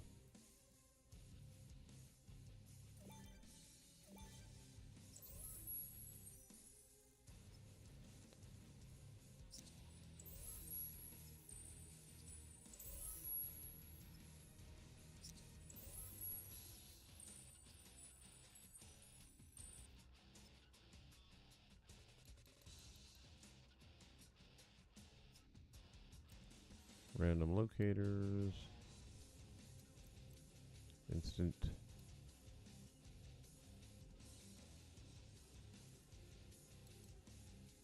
That should work.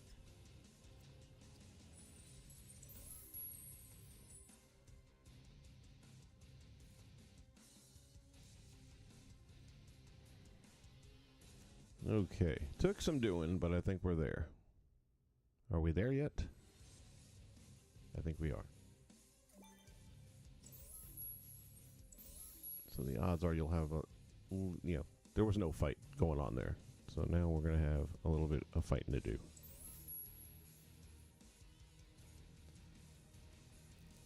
I feel like you have to have the 10-second clock up there so you know how much time you have to stay in your zone. Although, if it's blinking, you have to stay in your zone. Well, yeah. Versus the time. Now I'm starting to wonder if it wouldn't be better reversing that.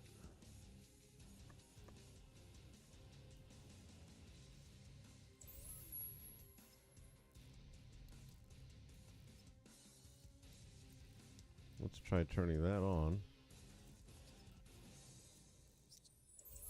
And we can go by the lit orb to know that that's an active area that we need to stay in until it stops lighting.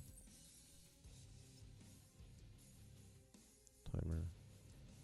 Properties. Turn that off.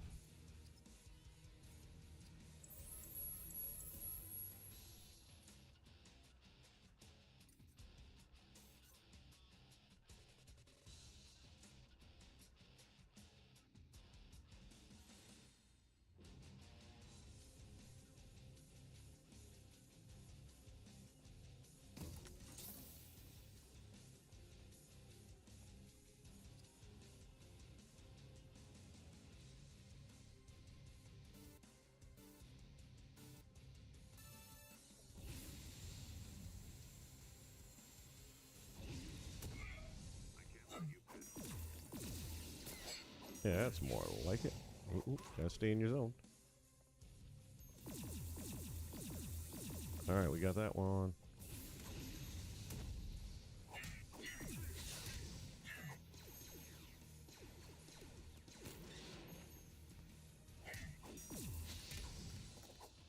That's 2.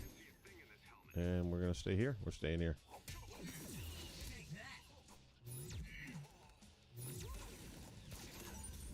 Yes. She works.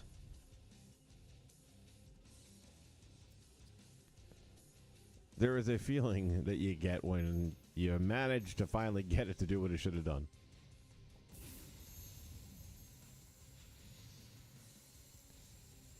Ah. Deep sigh.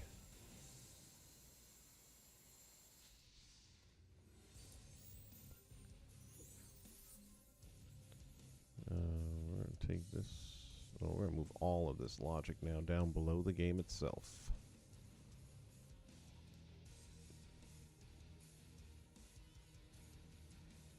And I think I'll put this one right below the entry point.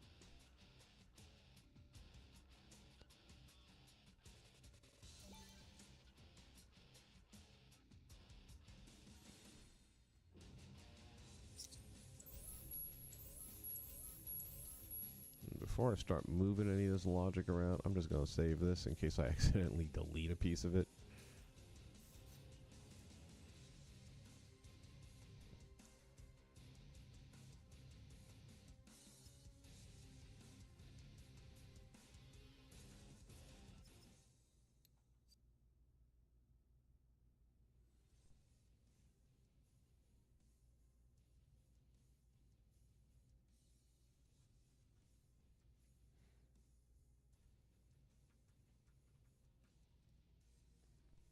It definitely helped to draw out the schematics. I mean, they didn't end up fixing the problem.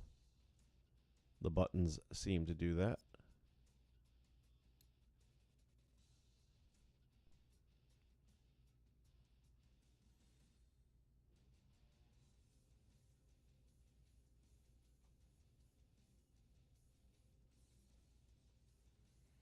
So it may have been the on-off switch yesterday that wasn't playing well. I'm not sure. But the buttons definitely seem to make the difference. And also losing the dynamic trigger, which is unfortunate because I think that would have been a better tool.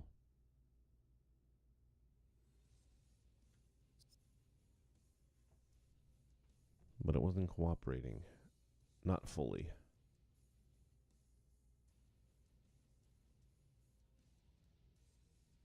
Trigger areas are an easy go-to. There's less logic involved in them. They're easier to work with, no doubt about that.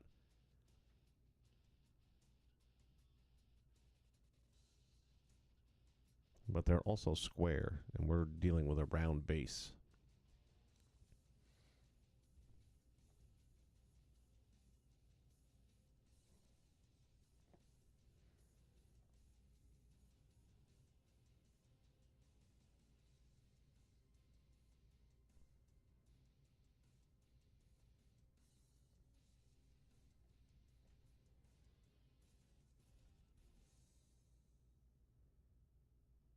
Like I said, the other logic moving forward is going to be so much easier than this. I'm going to be able to rattle through that.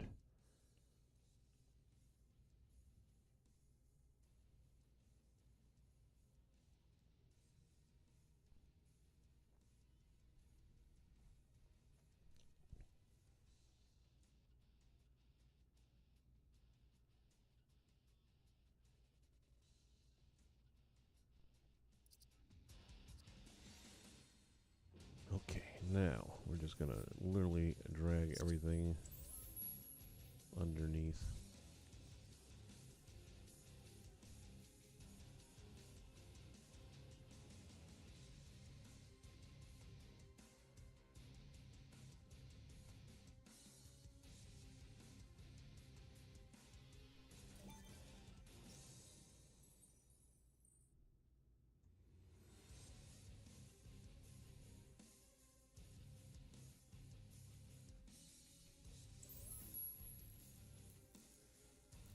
Kill switch is a really cool toy.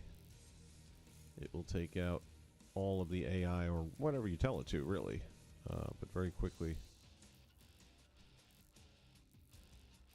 So at the end, if you don't want to have a bunch of leftover enemies to deal with, that's the way to go.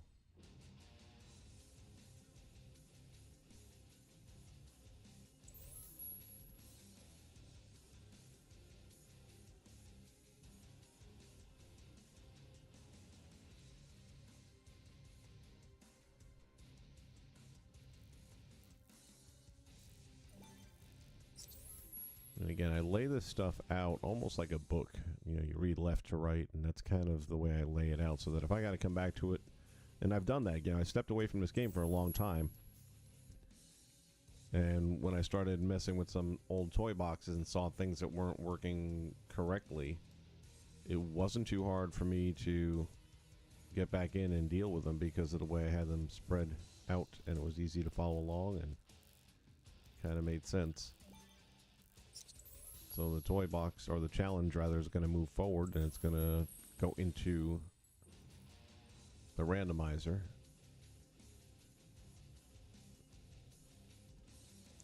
It's not really like reading a book left to right. I would say it's more the flow of how the logic is directing. So it's obviously going to go forward.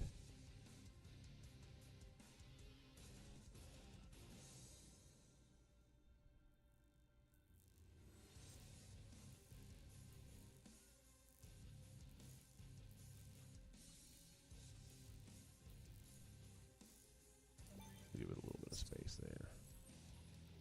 And then, of course, this will all be invisible as well, so you won't see it way down there.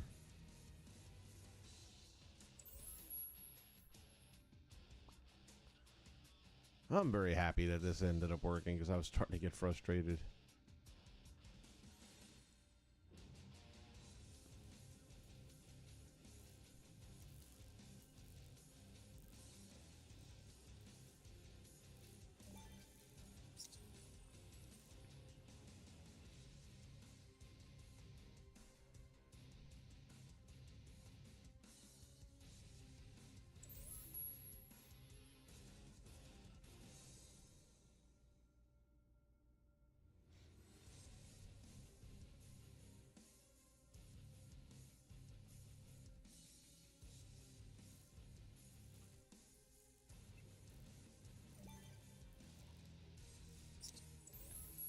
While I'm here, I do want to change.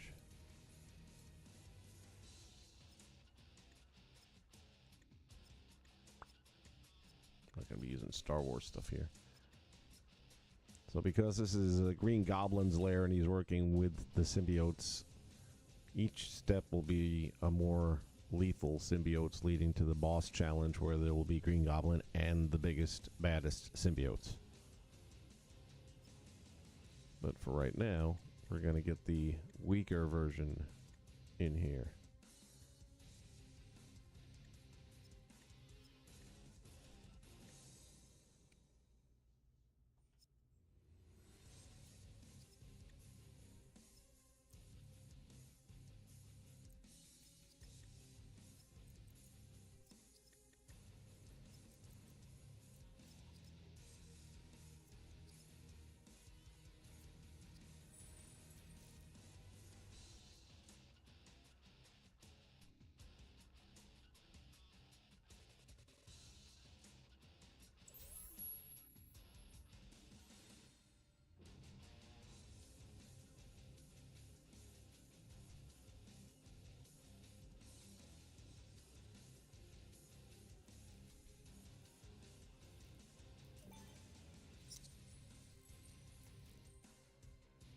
It's a little time consuming doing it this way, but as you can tell from how long it took.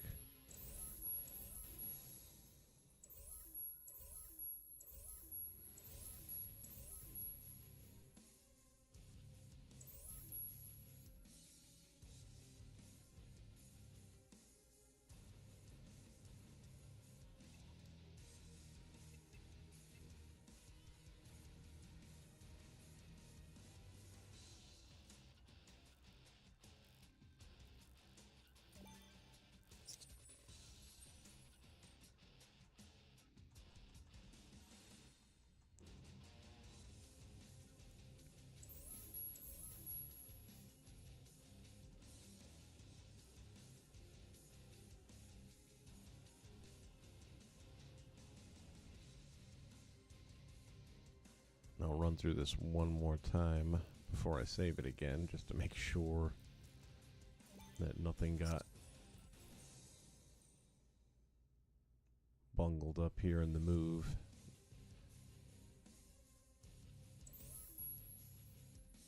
When you've done enough of these, you learn that sometimes it can be finicky.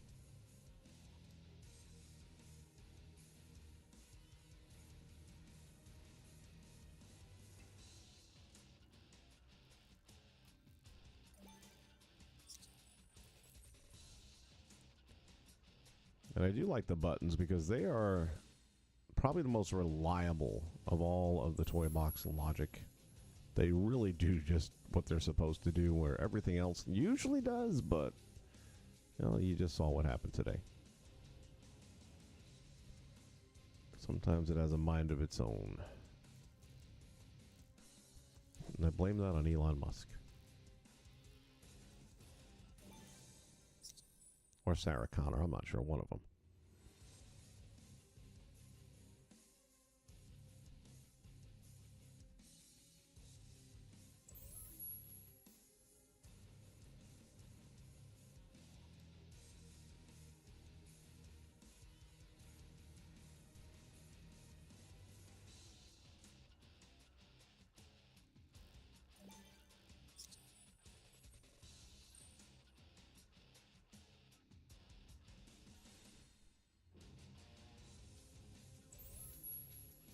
Be nice if you could highlight multiple items and move them all at once, but it doesn't let you do that.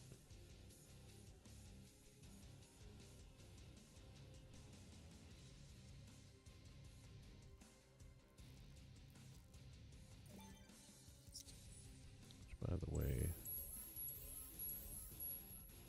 I'm not going to be needing this one anymore.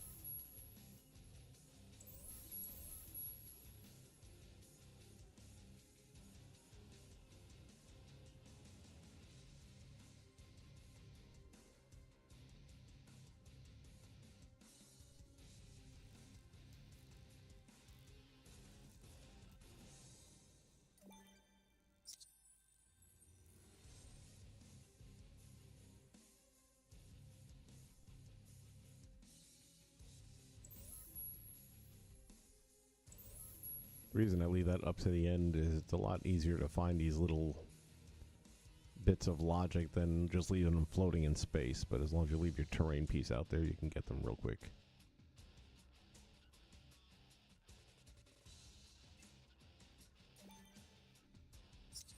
Alright, so if we just trigger over everything, we should still see a bunch of connections being made. Which all looks good to me.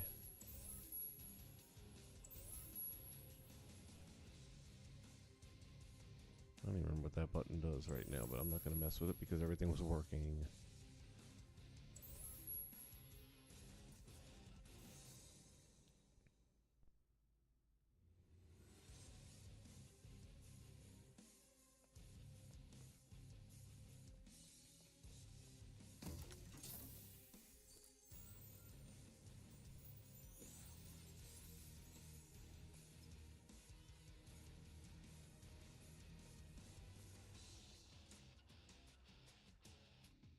I'm going to do it. I'm just going to save it because now everything is set the way it needs to be.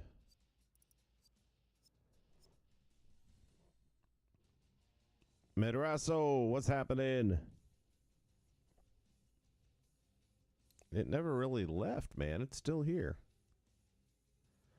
But are they going to bring the game back? Highly unlikely. They've already sold it. So, you know, Warner Brothers has all of the IP, not the characters, obviously. They're not going to be able to use Mickey and Minnie and all that stuff. But Warner Brothers bought Avalanche Studios, which includes the engine and everything that is Disney Infinity that we know. They've had it for years now. To my surprise, I thought they were going to turn around, flip it around, and just put Bugs Bunny and Daffy Duck and Elmer Fudd and those characters in the game, which would also be awesome. But I guess they decided not to go that route. I'm not sure why they invested the money in it.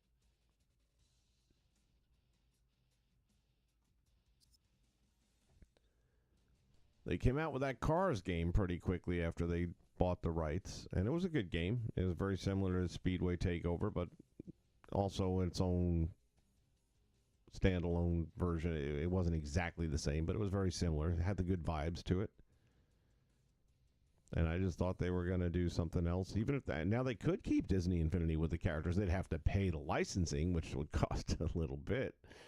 Can only imagine what a little bit would be, but it would cost them some. Or they could just use their own IP and just plug it into the game that exists. But again, they've had it for close to 5 years. I just don't imagine if they haven't done it by now. I don't think they're going to.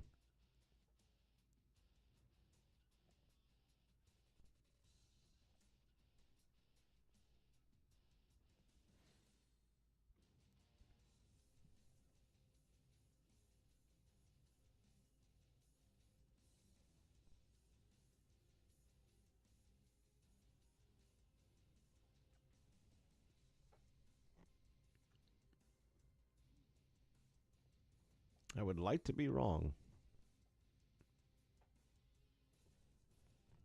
I can guarantee you Disney's not going to bring it back.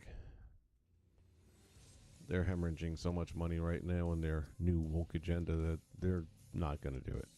They didn't see money in it in the past. They certainly won't see it now. But not having money in things doesn't seem to be stopping them from making some of the worst movies of all time.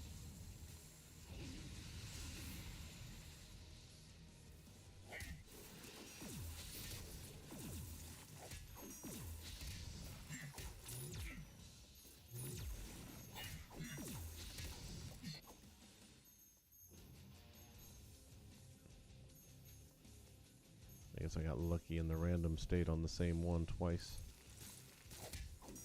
Oh, gotta move, gotta move. Oh, there we go. Remember this moment. Someone needs a TO. I kind of like not having the 10 count now because it forces you. There we go. It forces you to keep an eye out for the orb.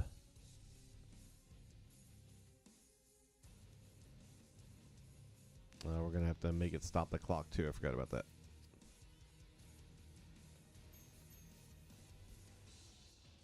That's an easy fix. All right, let's load it back in. And the reason you're doing that, or the reason I'm doing that, is because I just played the game, which now has turned off the trigger box at the door. And while it should restart the level with the box live and active, you don't want to find out if it does or not. It's better just to grab them and bring them back in. So, Goblin's Lair.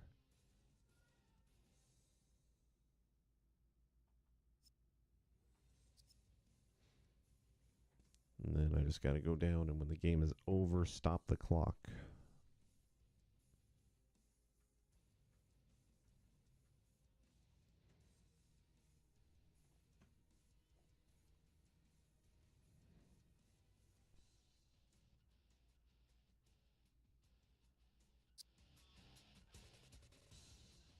Yeah, it's still a good game.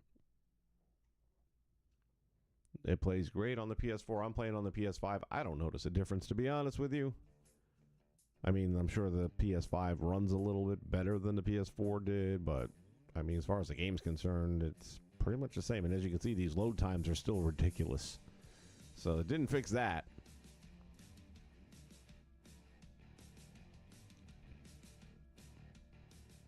Do you still have the characters?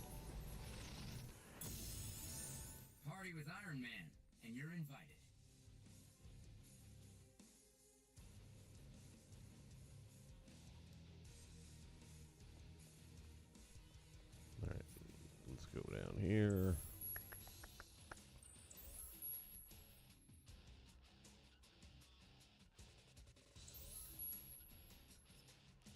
connection.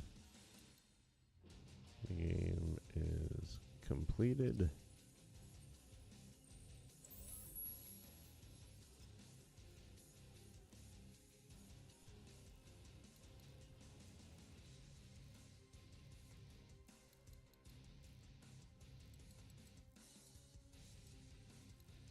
We'll say pause.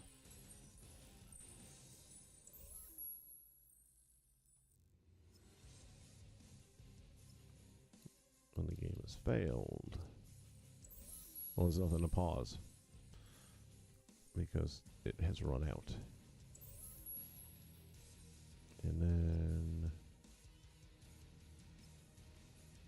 invite is accepted. Reset. Okay, it is now 100% done.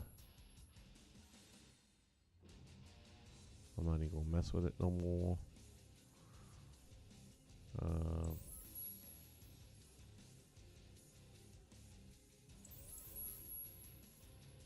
Saw something over here earlier that was like, oh, we gotta fix that.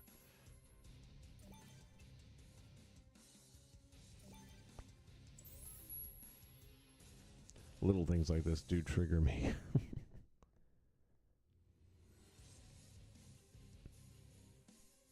The online servers, you're correct. Well, now if you run the PS2, or not the PS2, if you're running the Disney Infinity 2.0, you can still play online with other people as long as they're on your friends list. They won't do it for the 3.0. For the life of me, I don't get that, but that's just the way it is. But so far as there's no sharing toy boxes anymore, but there's a lot of guys doing what I'm doing. That do the builds, whether they, I'm the only one I know of that does them live like this, which it might be advantageous to you to watch some of the other guys like Professor Toybox, Papa H, who was on here a little while ago, 72 Pringle, there's a bunch of them, and Bowtie Guy, you got Lion THD,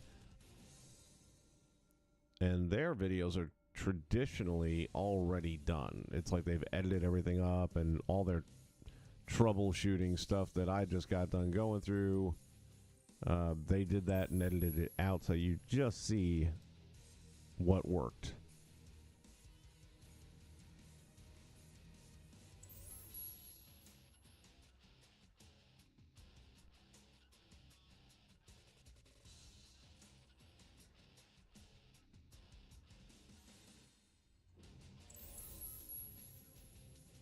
With me, I sit here and I ponder and I try to figure out what the heck is not working and why. But it's very helpful to do it live because then I get other creators that jump in and they'll see what I'm not seeing.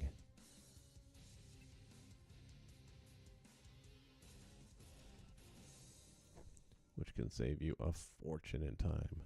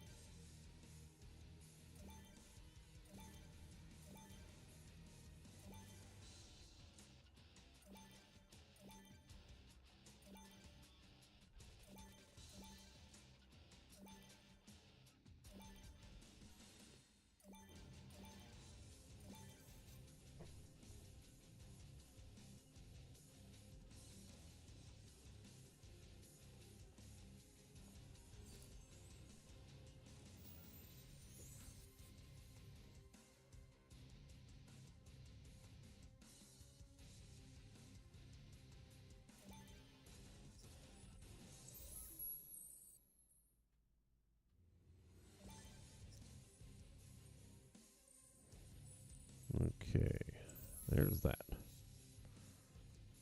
Now what we're going to do... I'm going to try something here. Sometimes this works, sometimes it don't. These trigger areas can be good for a lot of things, not just being trigger areas. But sometimes it will allow you, with wood blocks in particular, to place them in what would otherwise be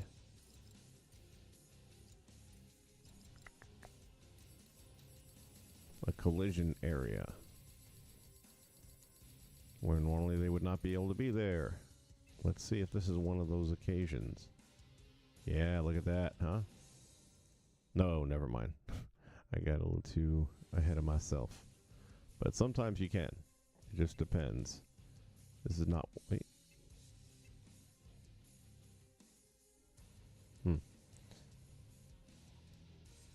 Alright. Well, there's always a B plan, you know that.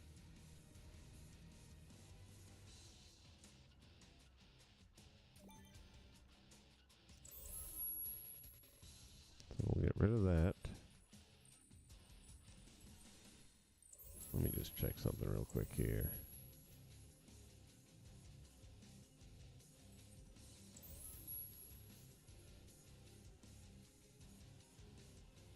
Well, actually, you can... Let me see. Might not need the replay. Well, I'm still going to need a replay. What am I saying? All right, man. Have a great day. Thanks for stopping by and checking in.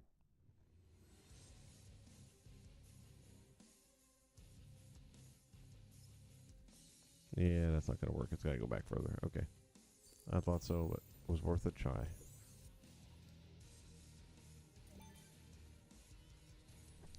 So, instead... By the way, I'm going to need some of these.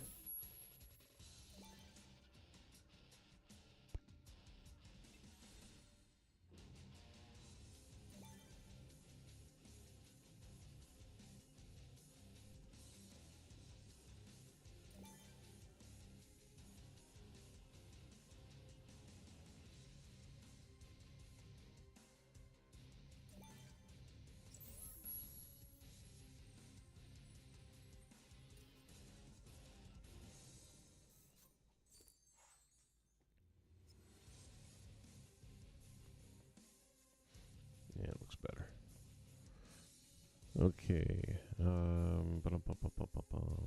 We need a replayer.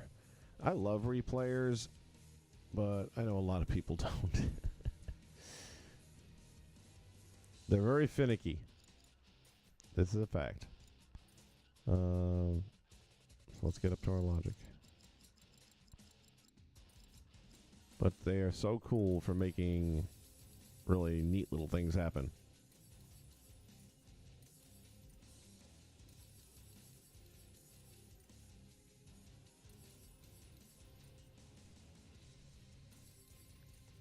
If you're not familiar with a replayer, I'd say the best way to think of it is as an old VCR, for those of you old enough to remember those. And once I step on here and I hit the record button, it's now recording whatever actions I do. Okay, but right now I'm not ready to record. So we're going to stop. Because first we need a path creator.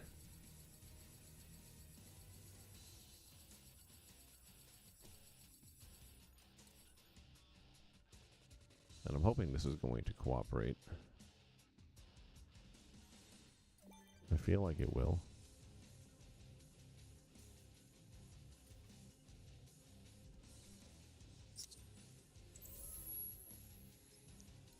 Go to properties and turn it off.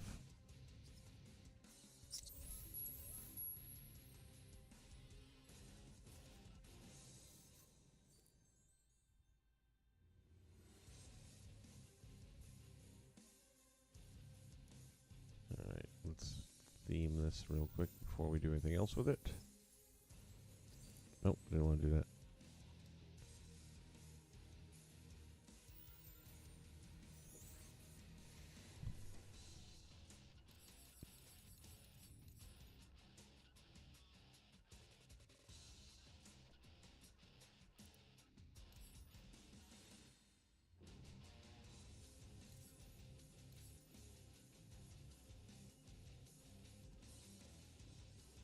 Yeah, that'll work.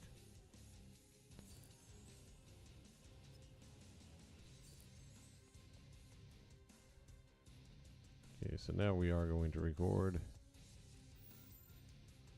I like Spark mode better. Some people do, some people don't. New path connection.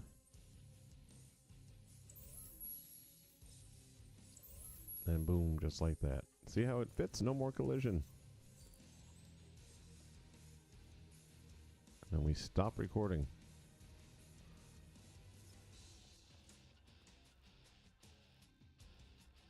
And then if we clear, it goes away. And we play and it comes back.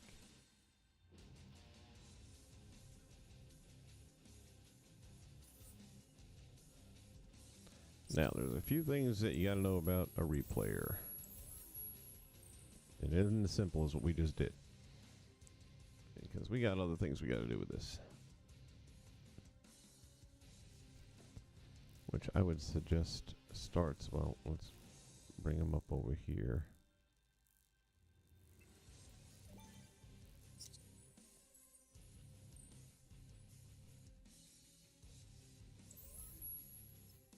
New logic connection.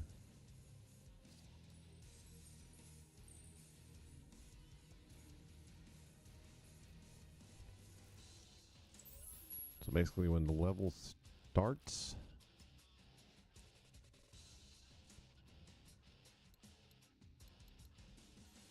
you want to clear. Don't hit reset. It'll make the toy like you didn't put anything in it, so you're going to clear. If you don't clear at the start of the level one way or another, I used to use buttons, but I'm going to try this. I'm just now starting to mess with this level starter toy. If that doesn't end up working, then I'll put a button in instead, and I used to do that all the time. So now, without that, not reset, but without that clear command, it's like jump starting a car. It won't start if you don't hook up the cables, right? So that's exactly what's happening here. It'll put it in the mode that it's ready to receive commands. Now, I've got to figure out, and I'm going to probably just go with this right here. Once I enter,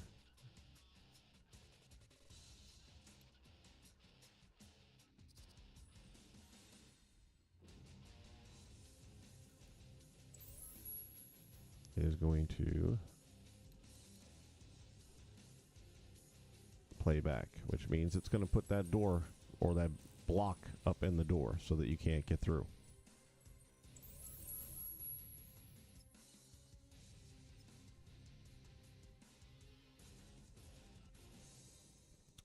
Once you have completed the game, which means successfully defeated the challenge, then we're going to clear, which is going to make it whoosh disappear. And now we can go on to the next stage of the challenge. We're going to do that same thing a couple of times.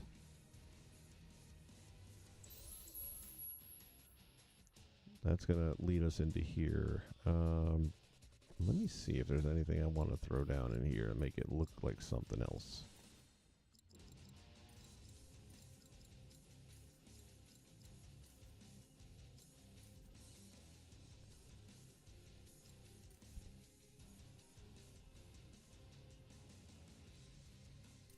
Decorations. Let's see what we got.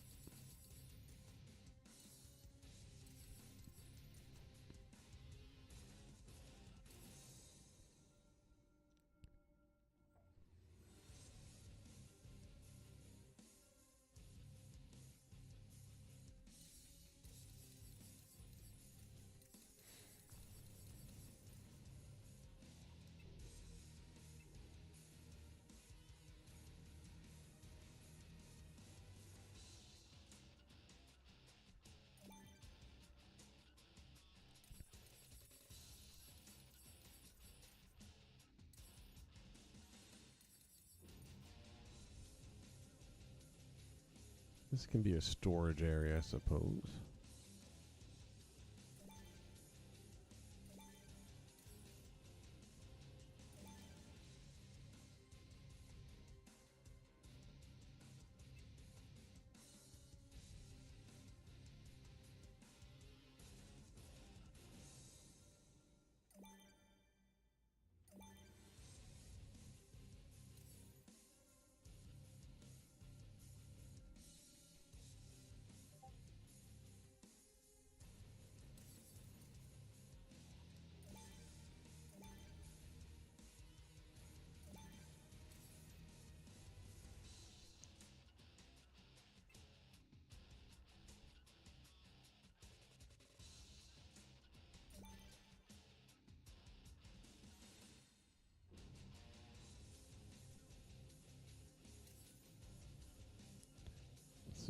stackable?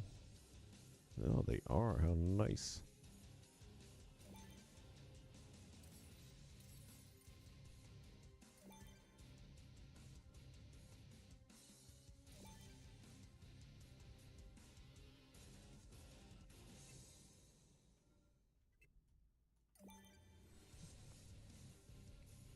All right.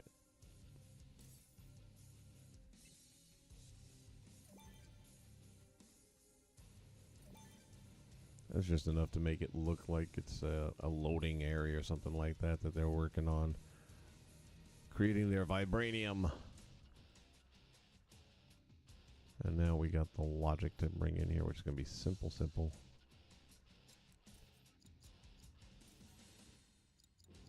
I go back this way.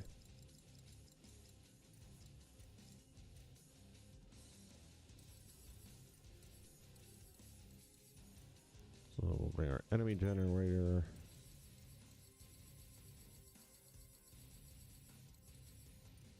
Need another trigger area, this time as you enter the room here.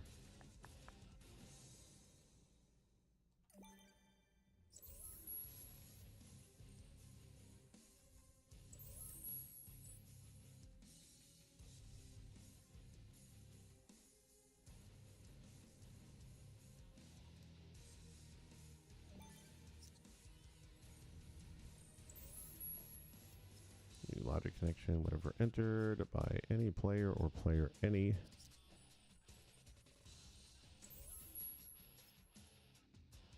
We're going to generate the wave. Let's get our locators back.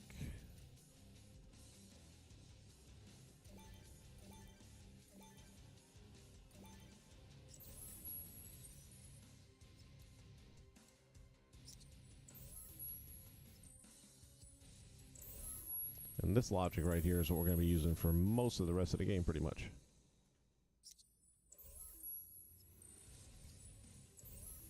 The toughest part, logic speaking, was going to be that one that we did earlier on.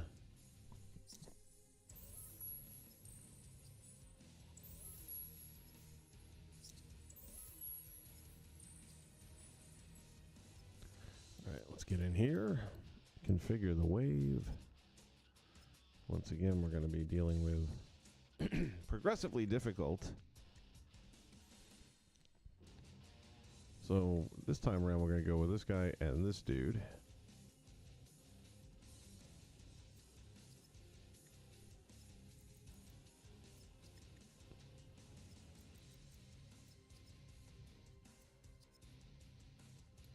Let's go to our properties tab. Random locators, yes. So this way they can come at any of those four. No countdown, so bring that down to 0. And I'm going to leave the generation effects on. I think it's a kind of cool thing. There's absolutely nothing I can imagine being wrong with this logic, so I'm just going to get ahead and drop it.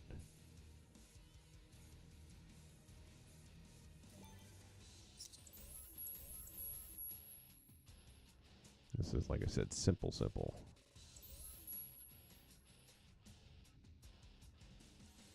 I still say this was Disney's biggest mistake. This was the one thing they did that was really great for families to get together and spend time, and no matter who you were, whether you're a somewhat up on technology kind of parent or not, you could learn how to build something simple and still have fun with it and do it with your kids. And you can still do that with the game. It's just unfortunate that you can't download other creators' contents anymore. Okay, and up here we are going to do the same thing we did earlier when it comes to the replayer.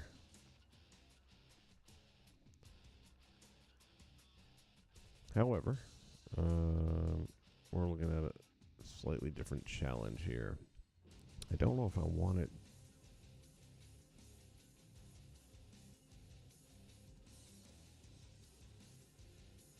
We'll see. Let's go here and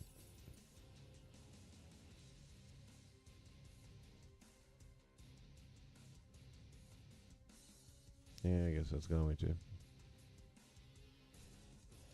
I feel like I don't want people to get to here. So I'm going to block this off.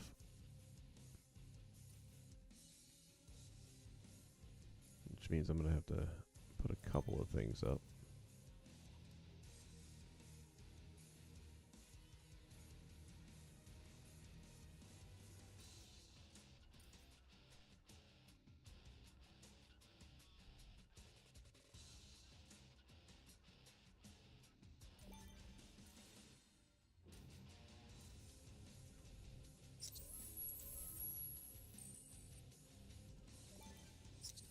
If I move the top one, I got to move the bottom one as well. Otherwise, it's going to put my object on a slant.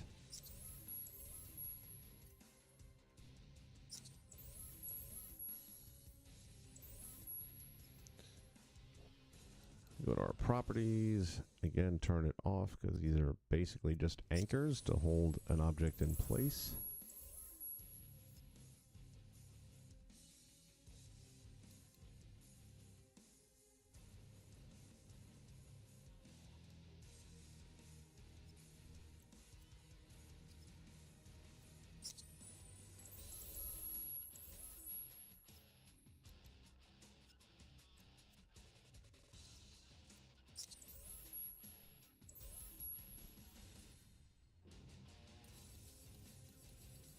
And we'll get our replayer one more time.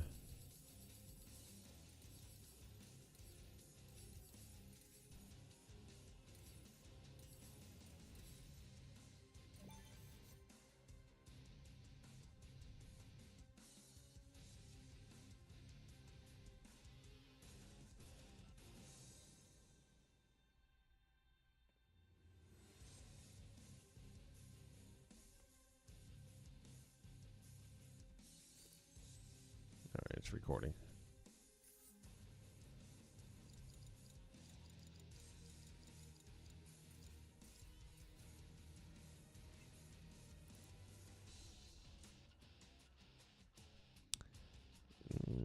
Okay, it's going to be a little bit more interesting. But I think we'll make it work. All right.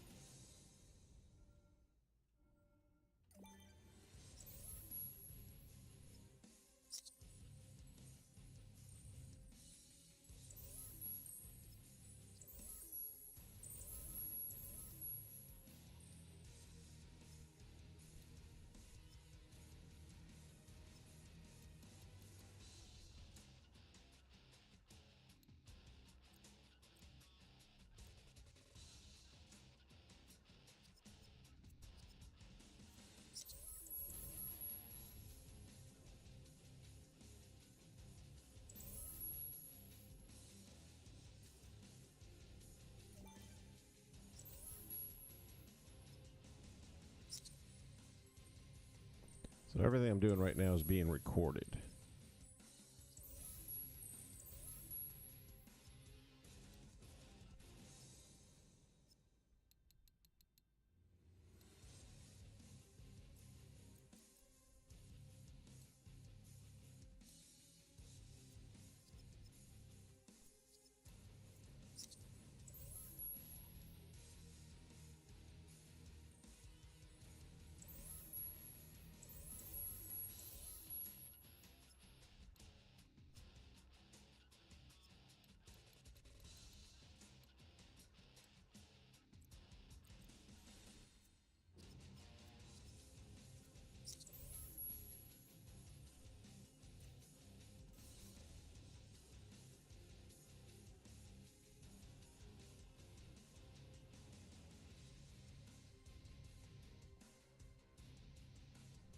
I'm going to put one more across the top. That's going to be a little tricky, but we can get that to happen.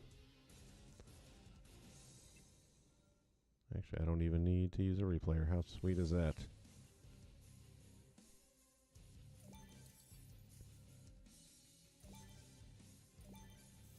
Perfect.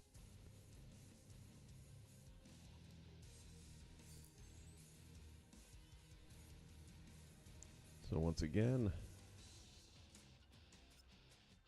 come over here. Everything goes away. Come back here. And it puts it right back. And it basically assures yourself that you're, let me make sure of this, that you're not going to be able to get to the next challenge until you finish the one you're on. Okay, let me see if he's able to fly in there.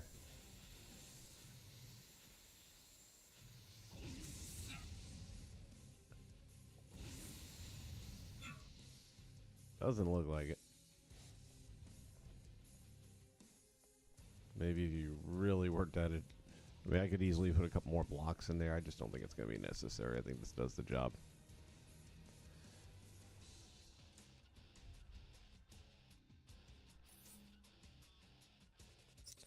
So an important thing to remember, though, just like we did with the other one, before I come over here and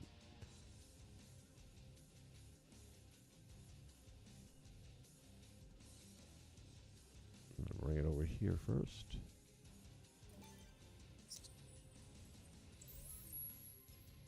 A lot of connection. And we're going to clear.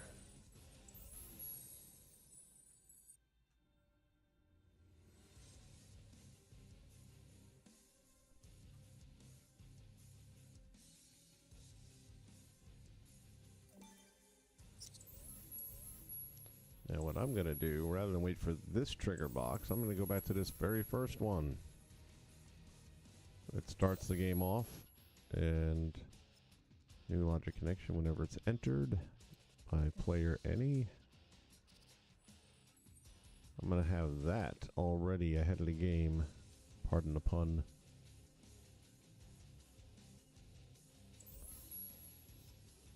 And it's going to be in playback, so it'll already be up there blocking your next mission before you even see that area.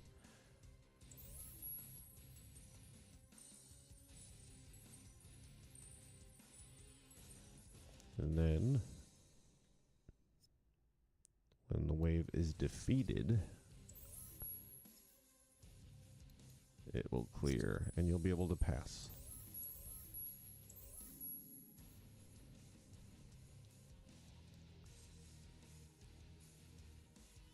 Which will send you into the next section, and again, the logic here is going to be rather simple.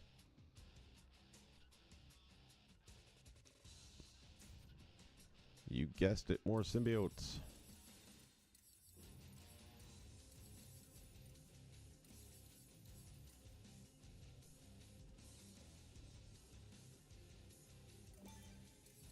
More locators. Now on this one there won't be any trick doors or any of that stuff. It's literally just going to be a battle against enemies.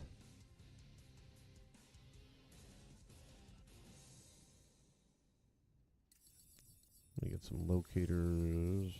I think we're going to do a little bit more on that.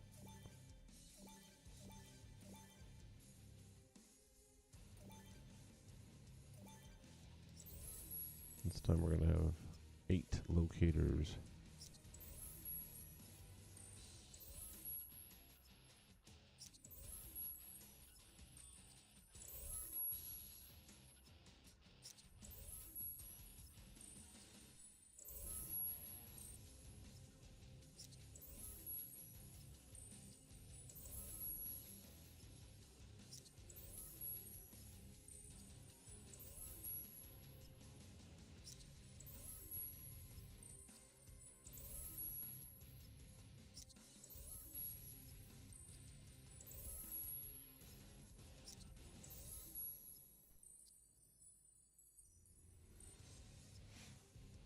Okay, let's get to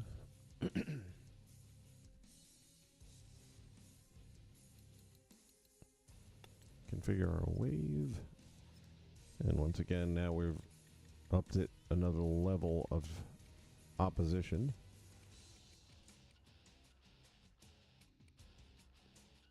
Where's my symbiotes? Here they go. So now we're going to go with this dude and this dude.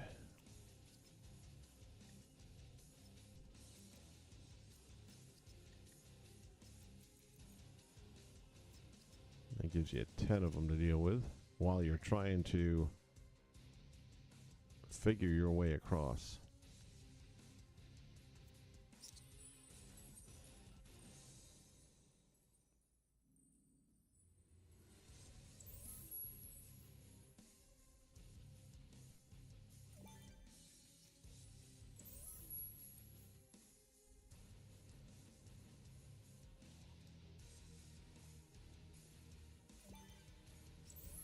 When we made this little ledge yesterday, I realized it would be perfect for this exact purpose.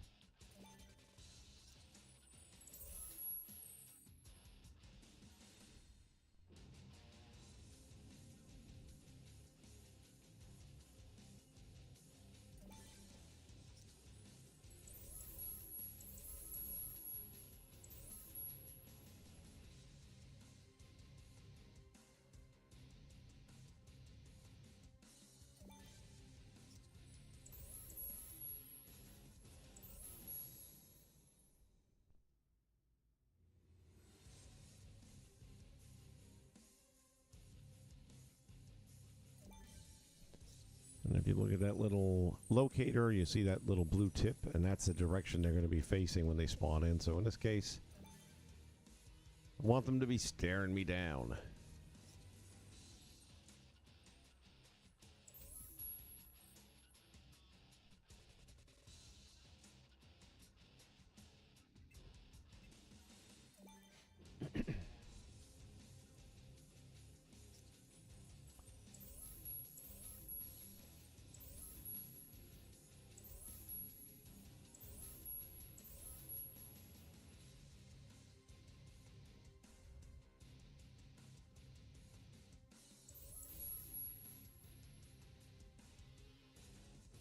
So what we're going to do in this case, new logic connection when the wave is defeated.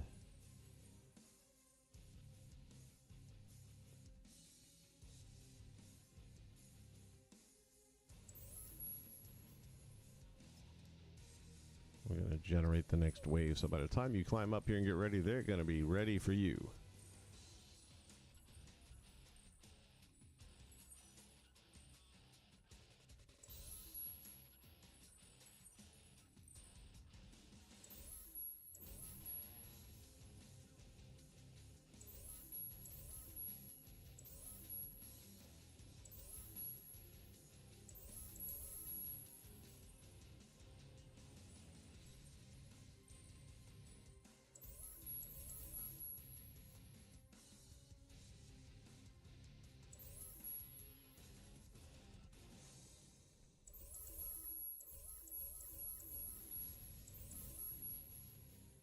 And then that will send you into... I haven't figured out what this room actually is. I guess it's a holding area for, you got your vibranium and all your lethal stuff. And of course you're going to have more bad guys. But I feel like we need to build some more in here. It's too bland, so let's... I know what I'm thinking of. Is it under platforming? I don't think it is, but let me see. It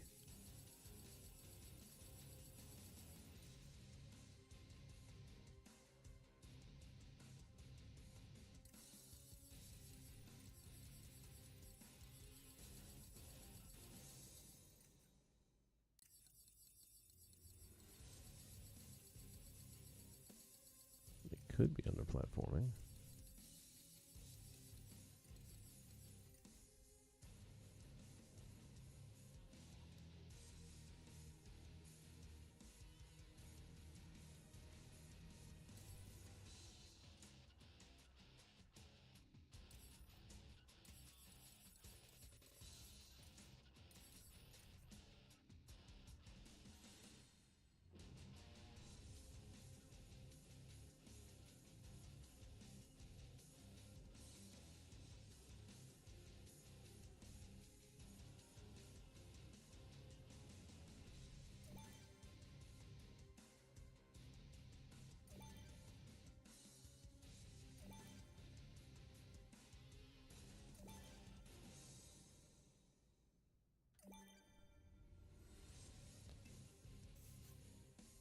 down below that gives you a nice little ceiling light.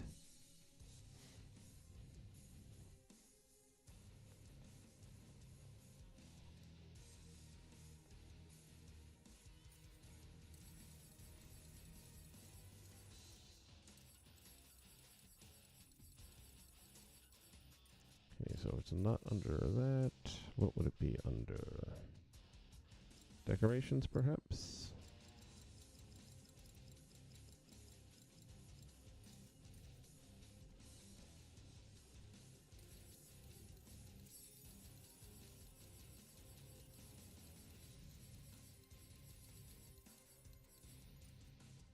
Actually, I think it's not. I think it's under. Well, while we're here, let's take a look around, see what else we can possibly.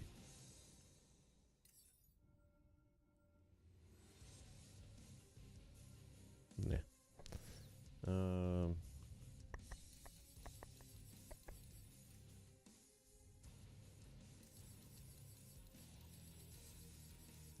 Pretty sure it's going to be in the city group here.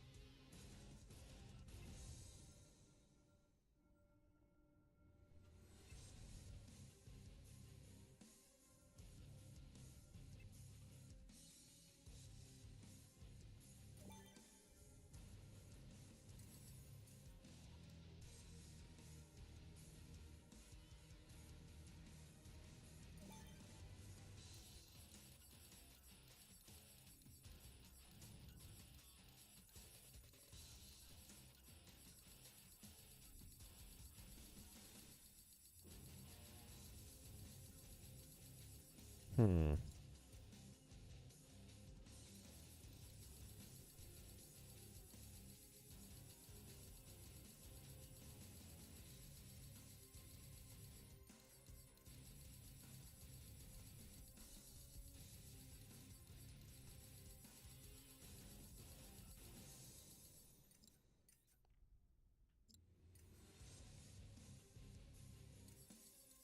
It's all Star Wars stuff there.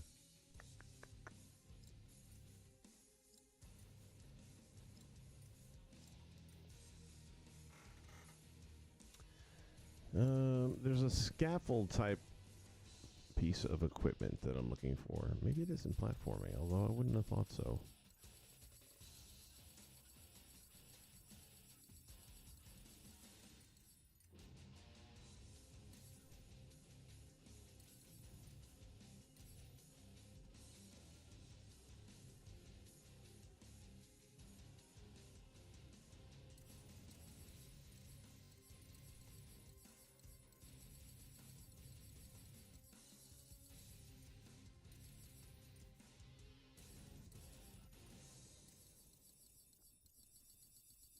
And it does not appear that it is.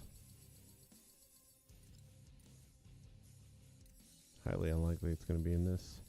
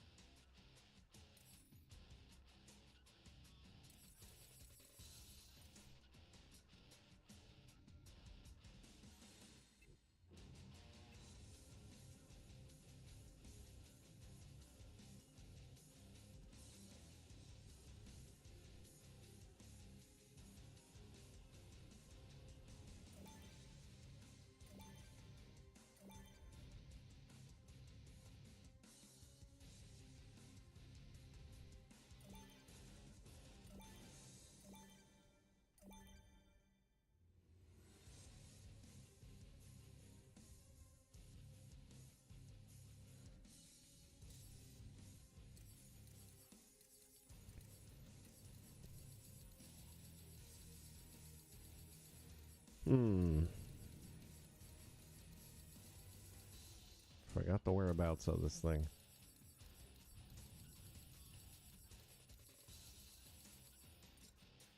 Definitely not that, not that.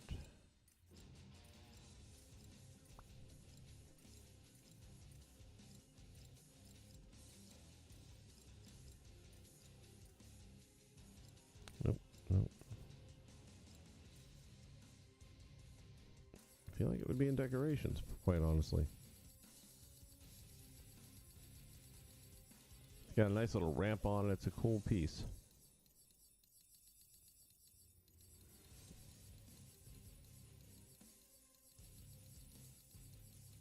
I've used it in other toy boxes. I might have to go into there and click on it and figure out what the heck it is.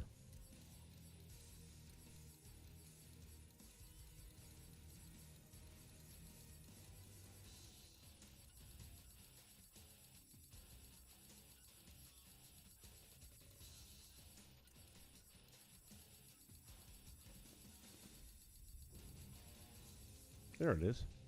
Right there.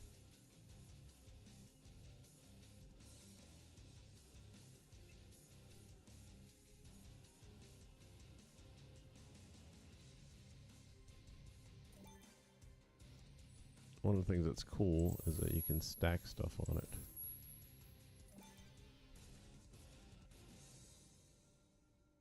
And under it, I believe. No? Maybe not under it, but on it. Usually. What's going on? Really?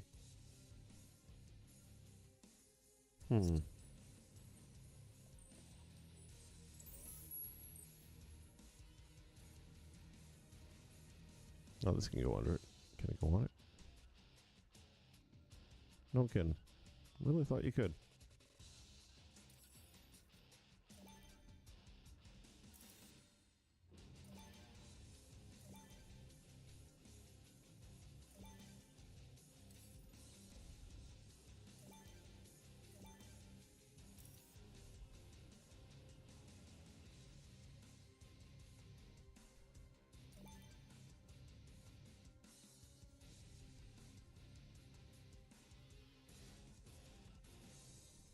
Now it's just kind of floating there right now, so we're going to do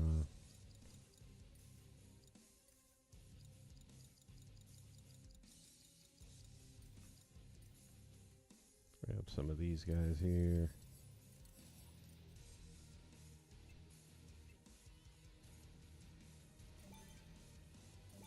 And that'll just give it the illusion that it's actually being held there by something.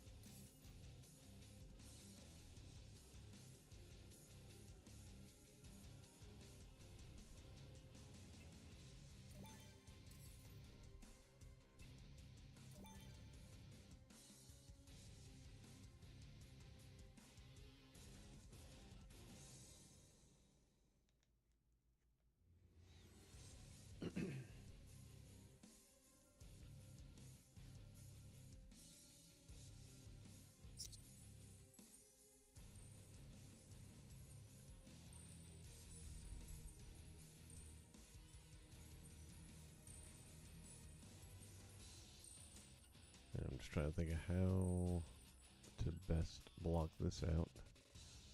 And I think I can find a simple.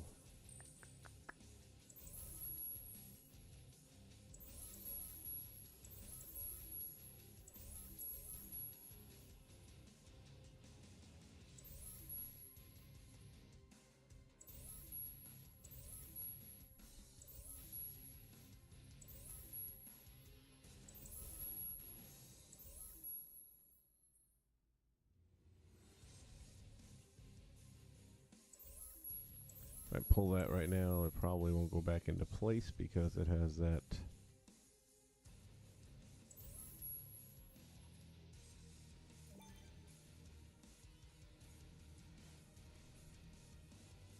block in the way. So I'm just going to grab another one that was loose and available. And we're going to see if we can't. It went too far.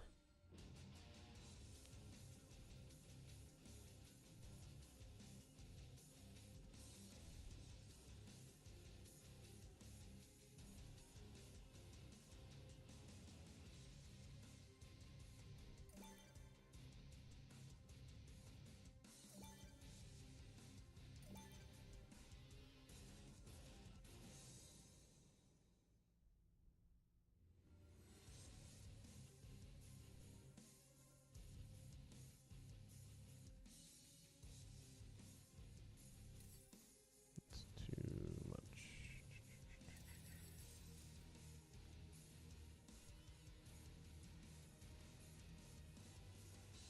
Nope, that's not gonna work either.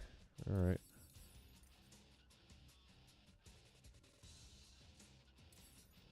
Looks like this is gonna be the answer. It's not perfect, but it'll do.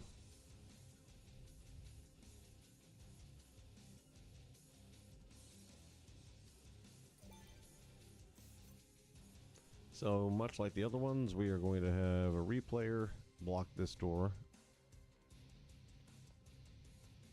How did I get way back here?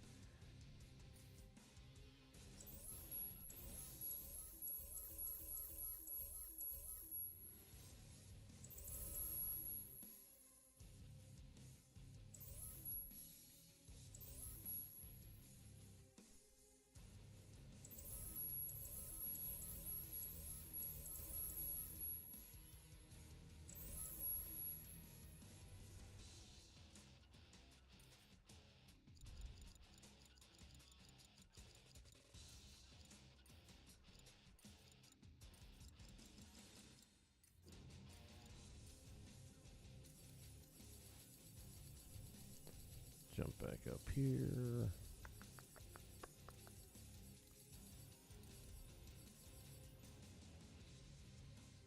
Get our friendly replayer.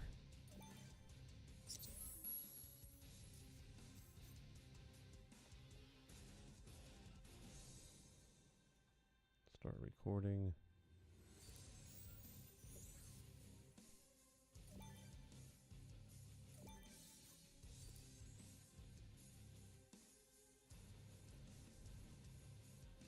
Stop recording. It goes away and it comes back. Boom. You can see a little bit of light through that side. This one's perfectly closed off.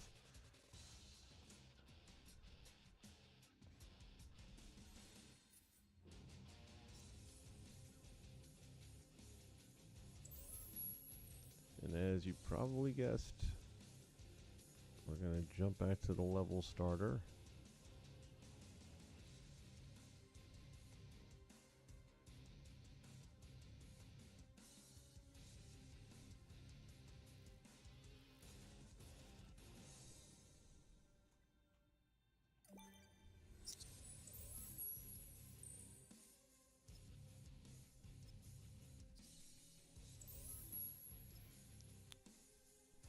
And clear. The idea is that's going to activate it.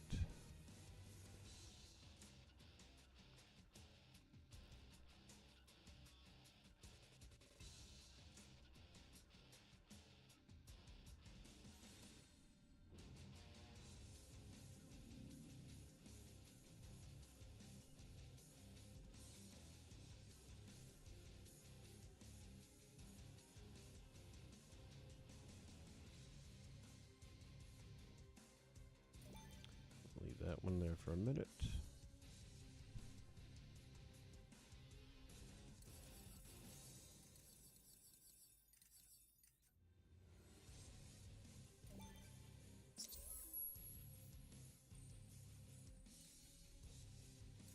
Just gonna go with one locator, I think, on this one. Maybe two.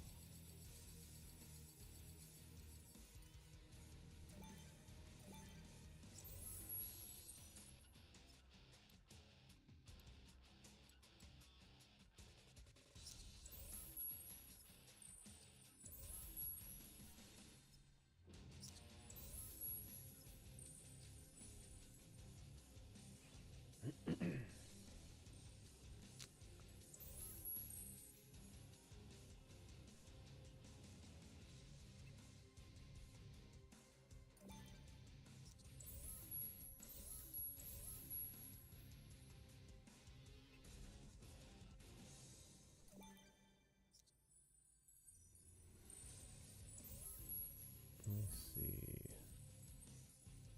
Oh, sometimes you can get these passages where there's logic built into them, but this one doesn't have that. So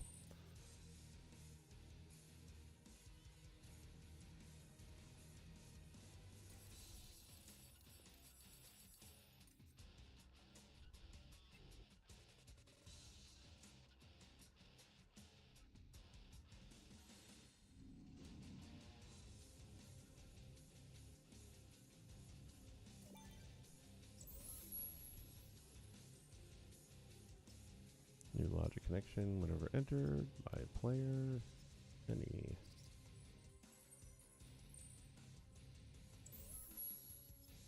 Generate the wave.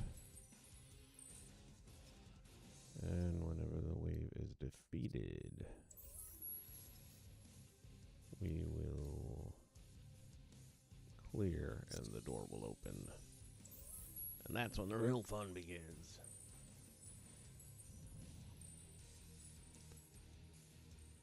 So we can go ahead and sync both of these.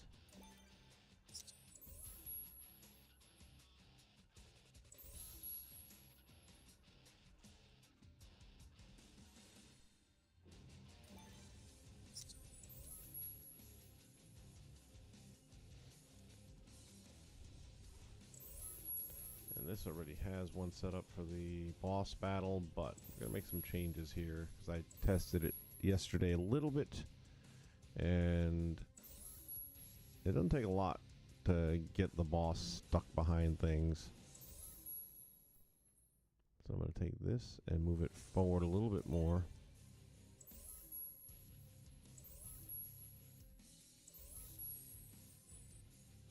And then I'm going to pull this out of there and maybe find another place for it.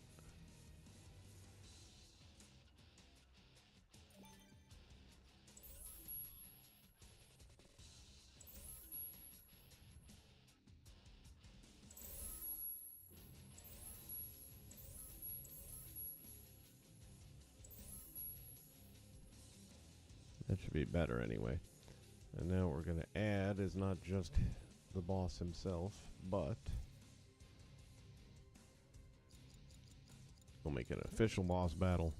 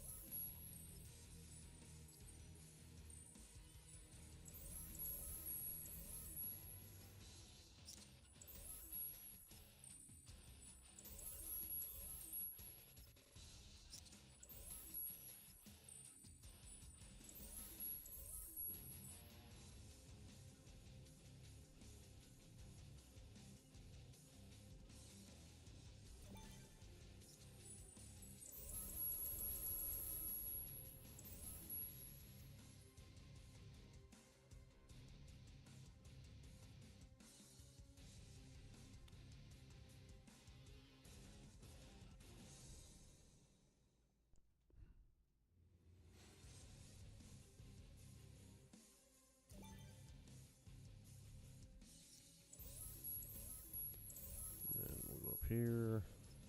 New logic connection.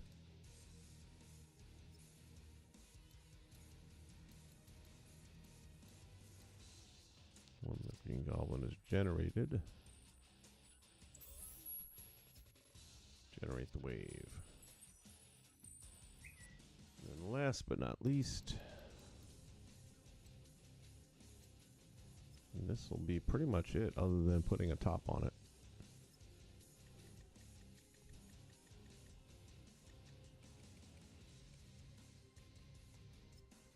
All we're going to do is take the bad guy here. And I think we'll do 5 of him plus the Green Goblin. That ought to be a pretty good boss battle.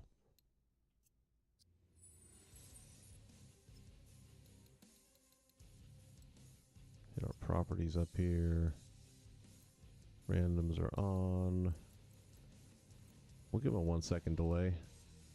It'll allow the boss to get in.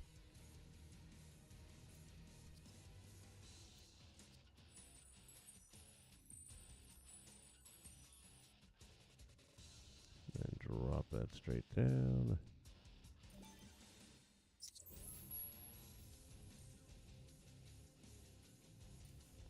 And realistically, we are, for all intents and purposes, done, other than running a couple of tests to make sure everything is doing what it should be doing. I feel pretty confident that it will be.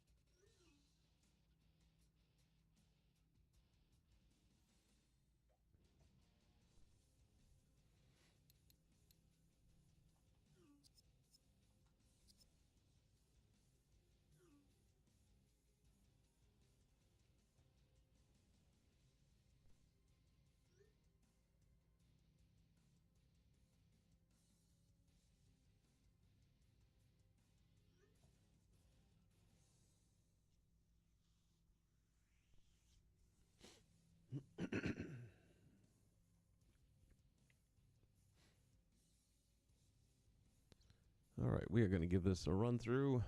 Hope everything works.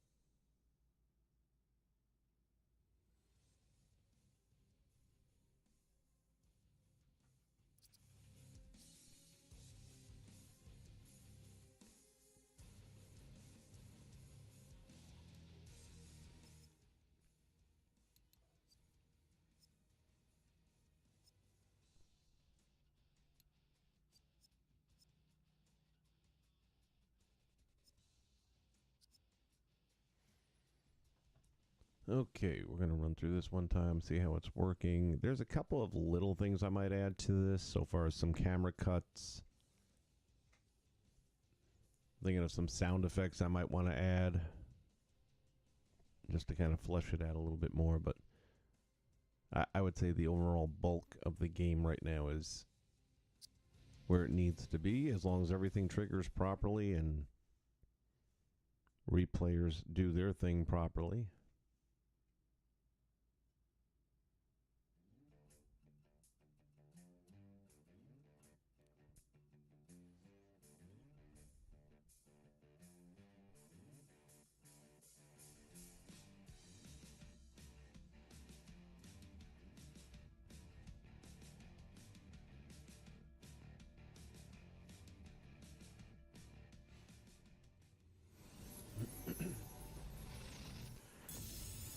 Let me guess.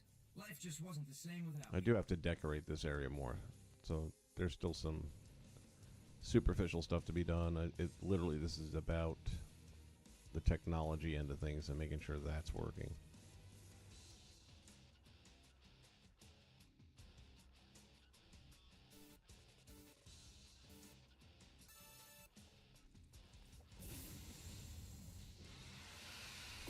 Lucky us, right on board. Remember Boom. this moment.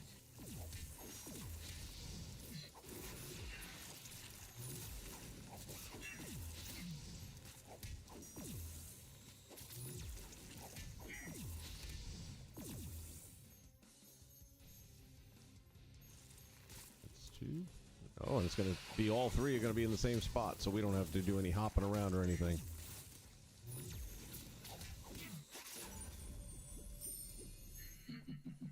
That's what happens with random sometimes. Clock stopped.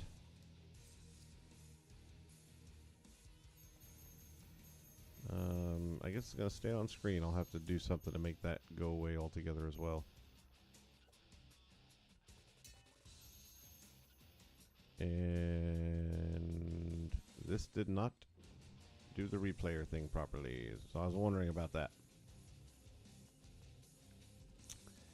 So, with that in mind, let me think a minute. It must have done something right for it to be there.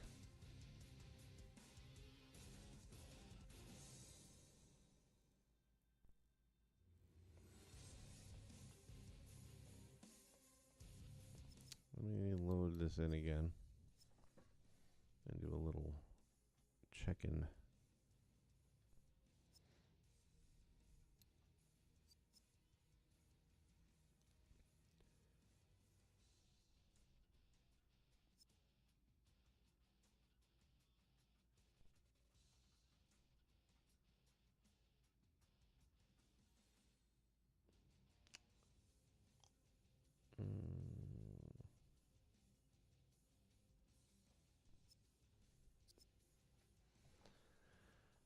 Got a couple of different thoughts. So when the game ends,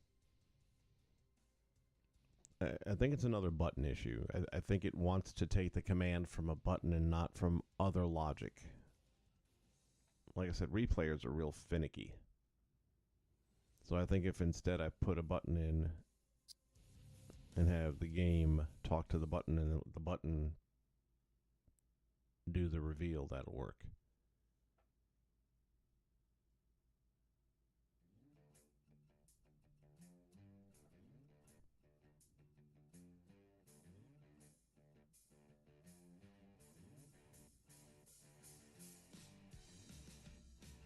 Because otherwise, realistically, I'm trying to think if the door would have been there otherwise.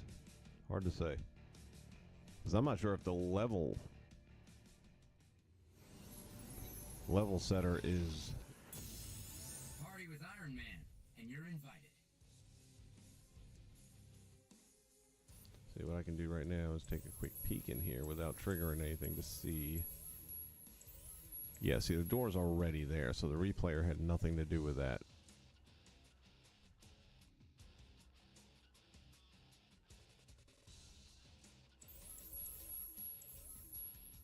Now, in this case, it's not there yet.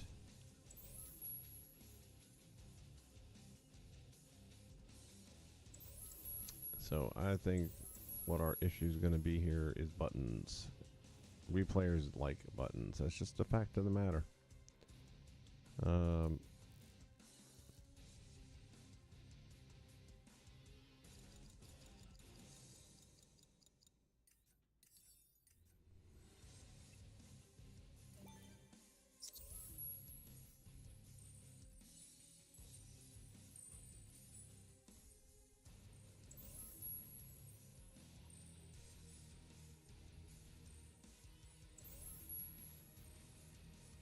What I'm going to do with this button, and this is what I've always done in my toy boxes before, this is going to be dedicated to nothing but when pressed.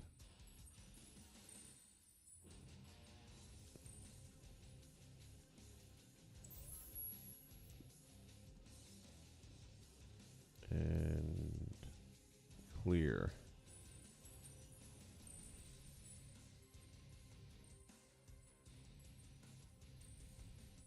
Let me just finish all that.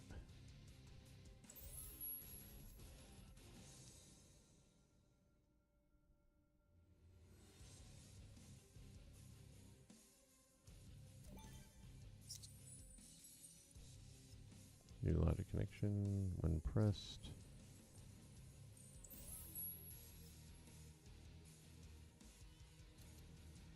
Clear.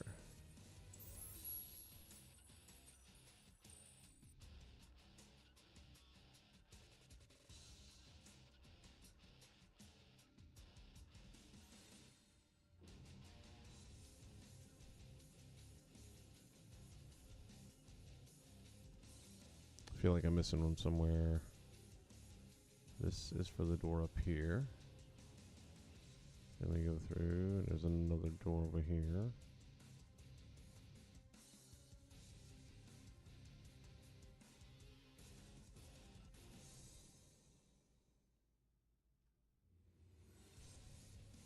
That one we got.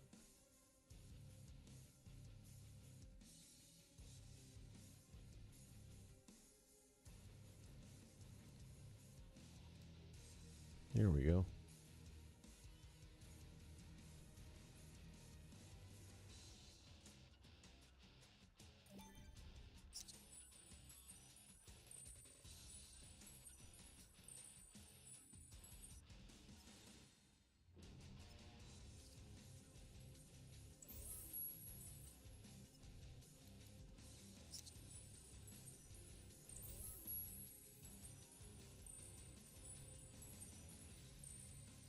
I think that's all of them.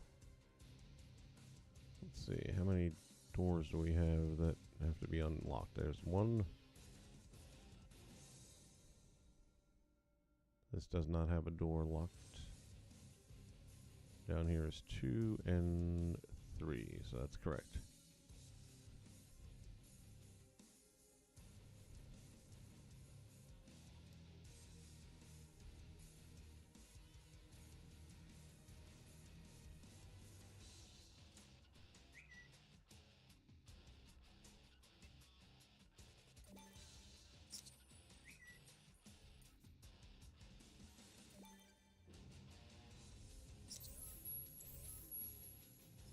New logic connection. When entered. Manning player. And press that button.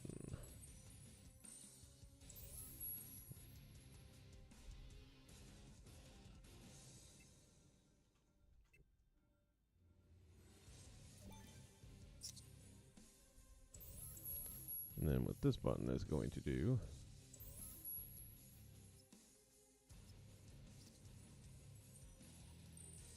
is play back all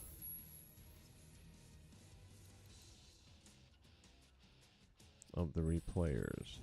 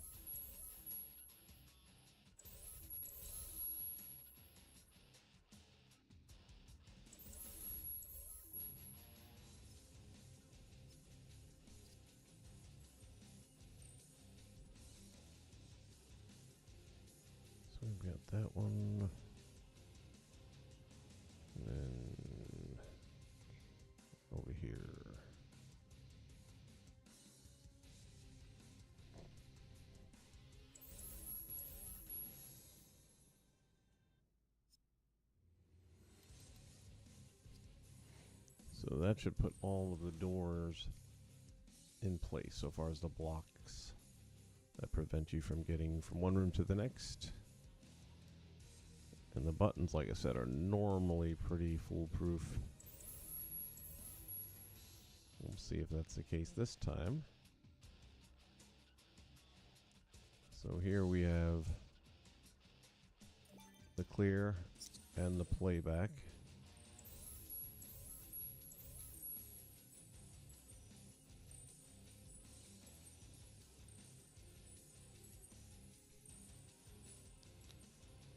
And over here, what I think we'll get rid of the challenge maker and instead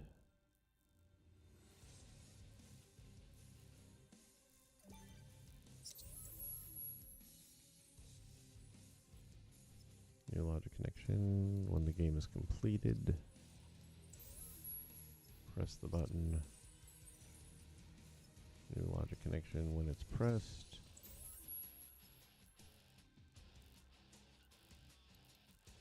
Clear.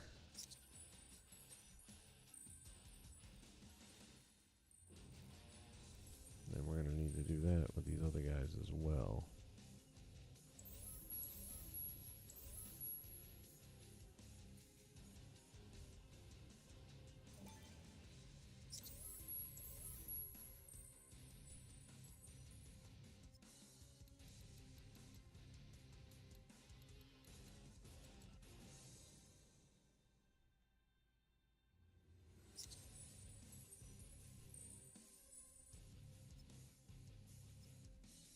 When the wave is defeated, press the button.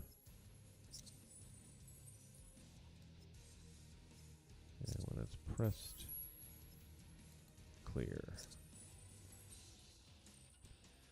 And the other thing we can do eventually is tie in a camera cut so that when that's pressed, it'll have the camera showing the door opening.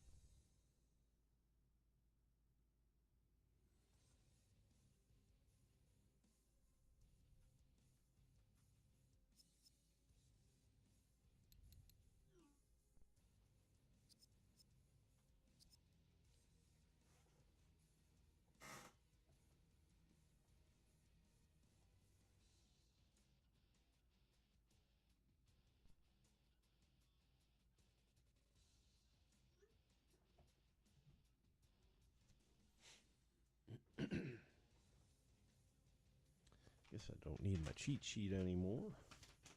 It was helpful. I mean, it didn't actually work the way I drew it up. It should have worked the way I drew it up, but it bees that way sometimes.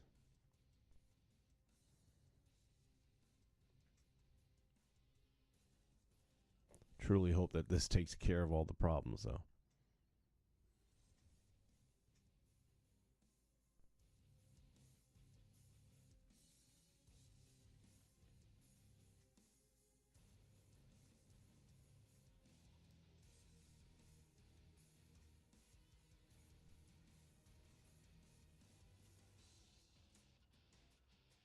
Since I did not actually go through any of the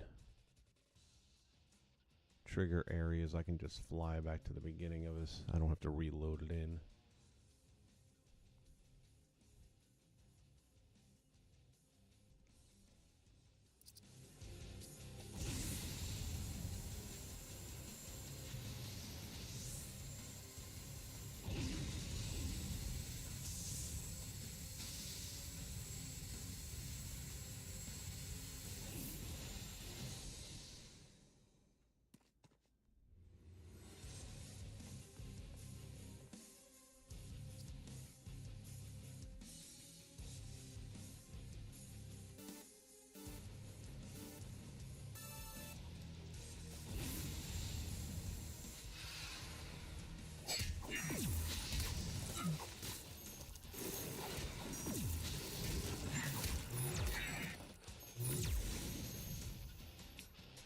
Excuse me.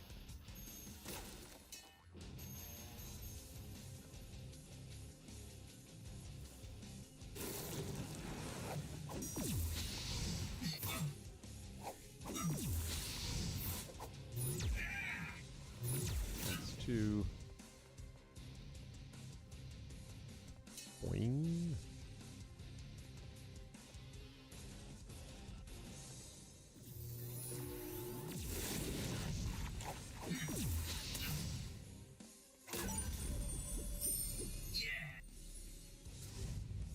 Okay, now let's see what happens with our door.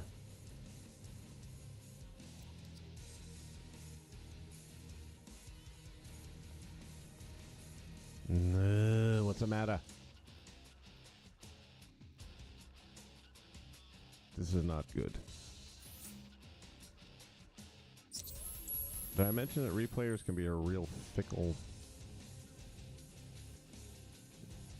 Where's my replayer? Over here?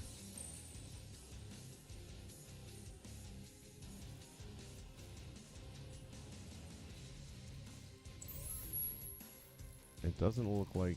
No, it is active.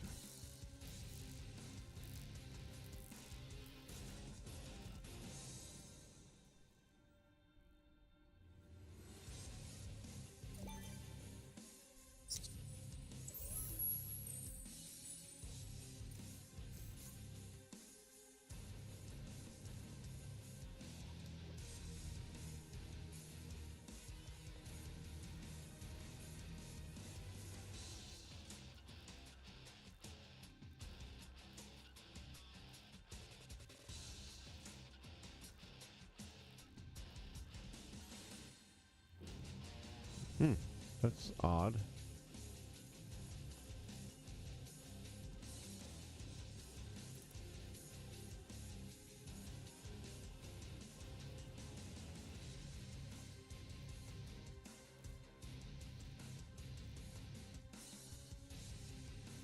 It's not working.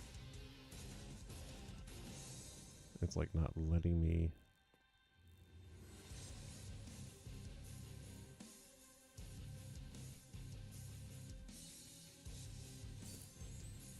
Okay, it's recording now.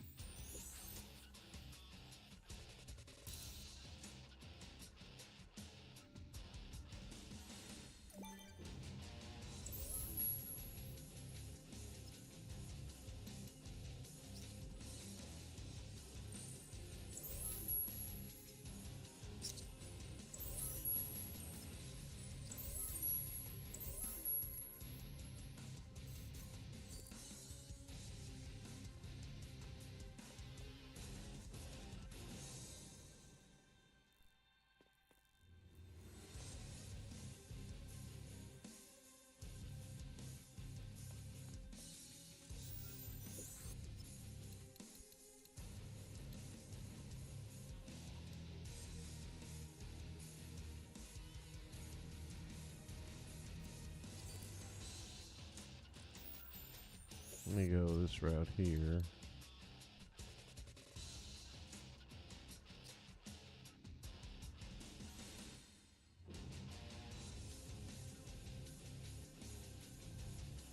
Of course, whatever I'm doing right now, I'm going to have to redo it anyway. Well, not necessarily.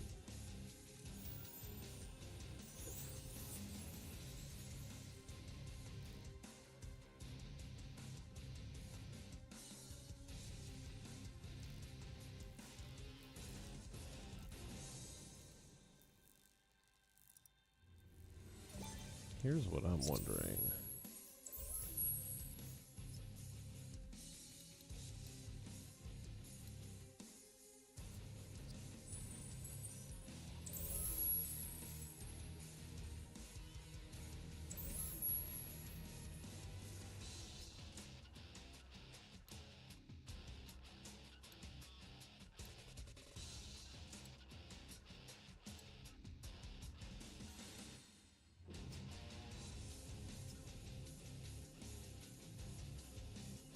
Yeah, playback, that's right.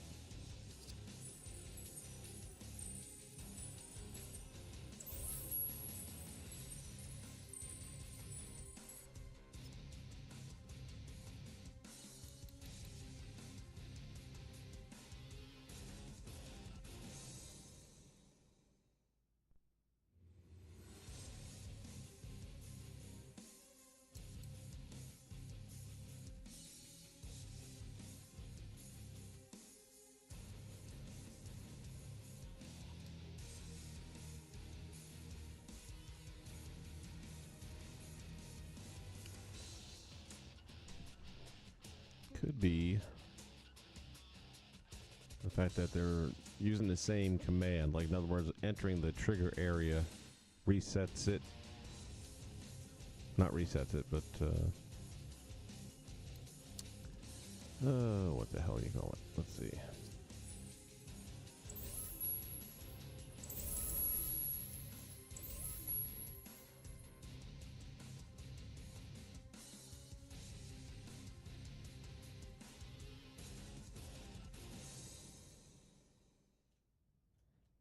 Let's go a different route.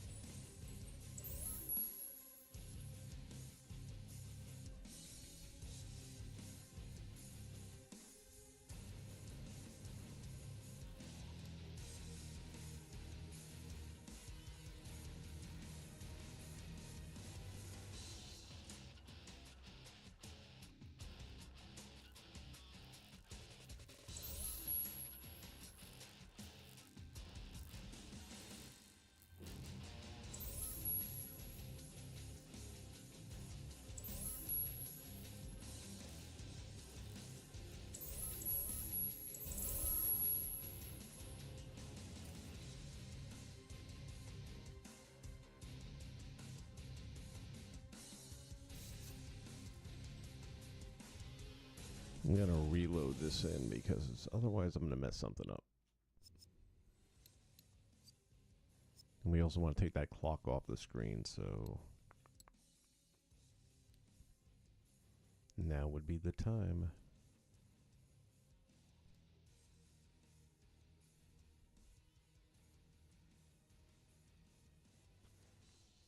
I think this will be the last attempt tonight at getting the logic all to cooperate. If it doesn't, I'll finish it up probably tomorrow. But we're very, very close at this point.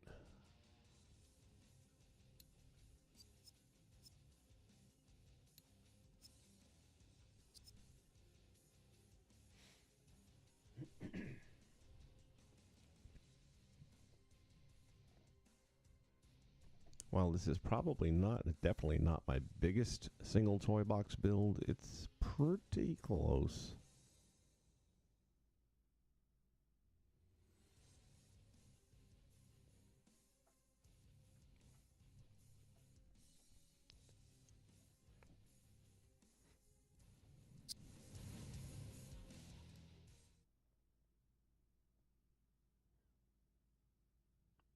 I'm really looking forward to the lava room. I want to test that out.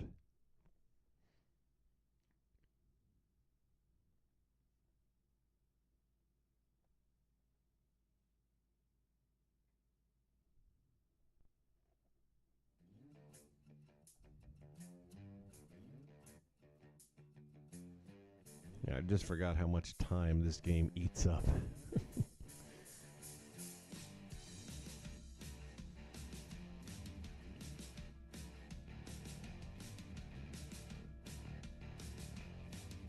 Still have a lot of decorating to do. Party with Iron Man, and you're invited. In that special. Alright, so before we go anywhere,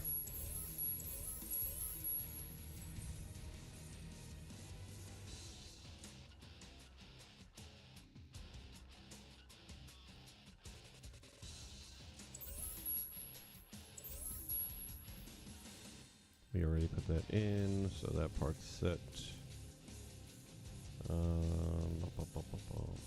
And it's not currently active, which tells me that the level starter did not do its job.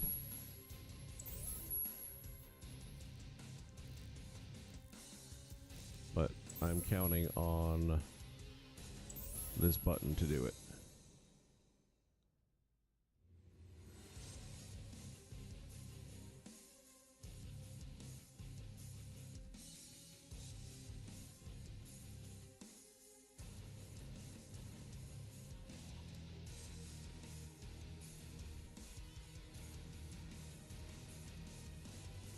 And what else?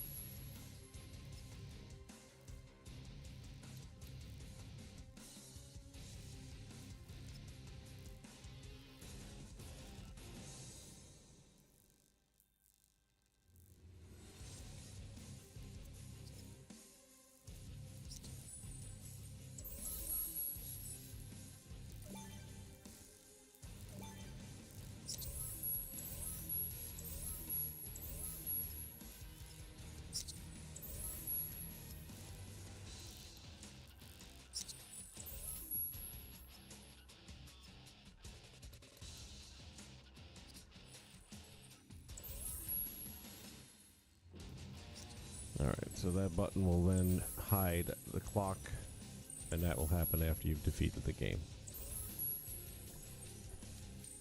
And everything else should be...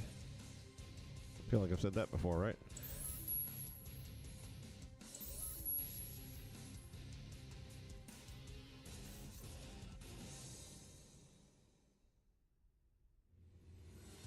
So we take a look at that memory over there on the side.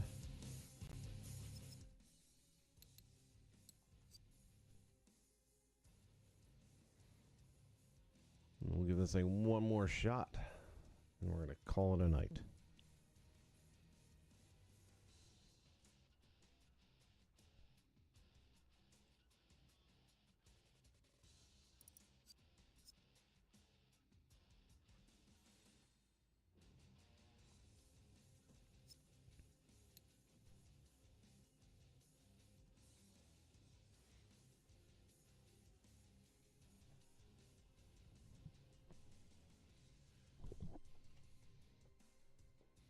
Wow, I am tired.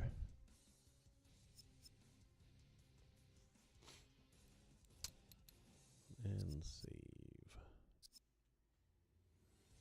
Need to time this one time, see how long it really takes you to do this.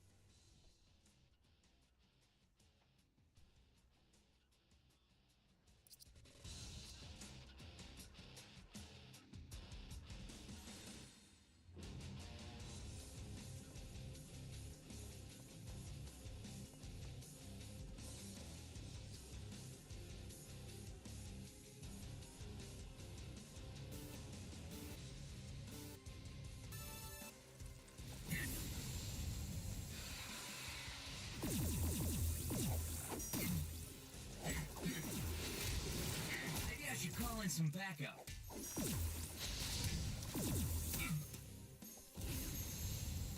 So the door is blocked currently, as it should be.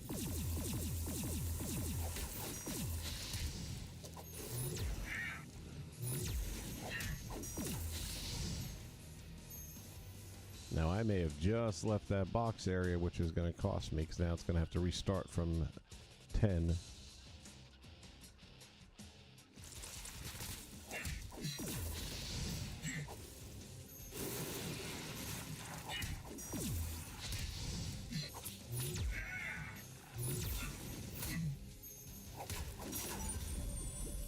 And we got it.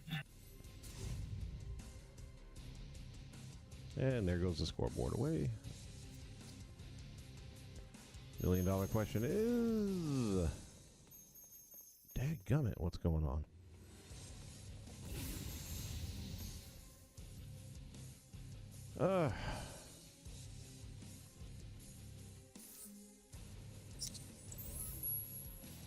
I have another idea what to do about this, but not today. This is a part that does frustrate me about this game, because there's no reason for it not to be working right now. Everything is being done properly. It's just not doing what it's supposed to do.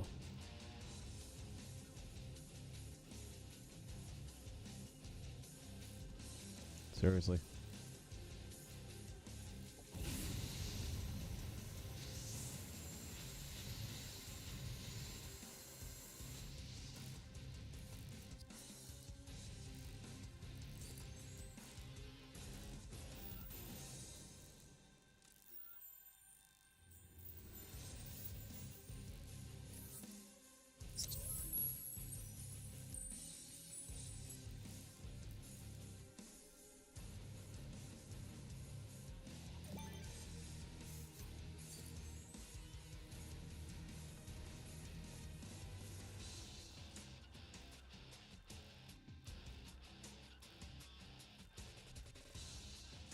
The replayer is not saving for some reason.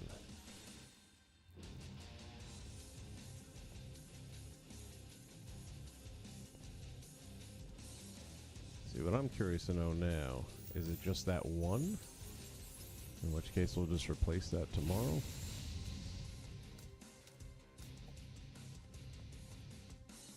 So that's all blocked up there as it should be.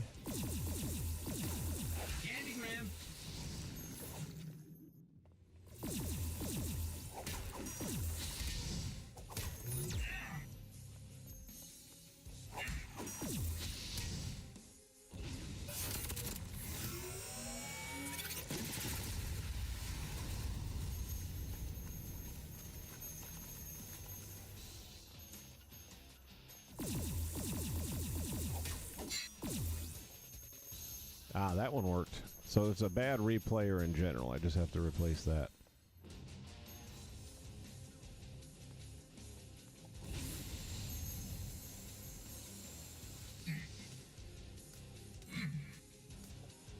And that happens from time to time.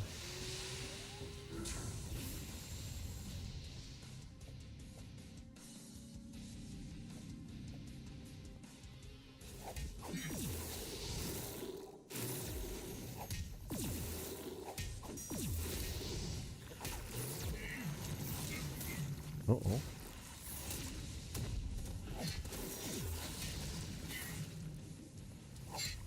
Knock, knock. Anyone home?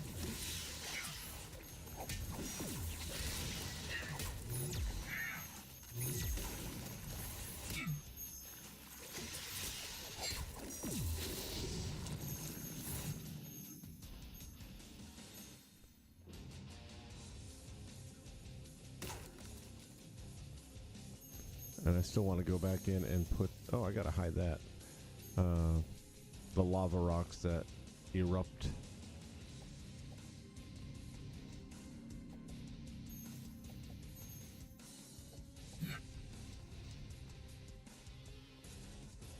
Oops, I forgot to set this guy. I thought I did, though.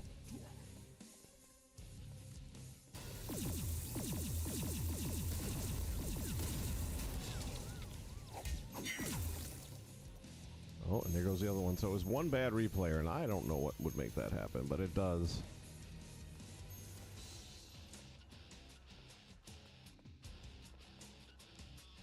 And now it is time for the big boss battle. And he got through there okay.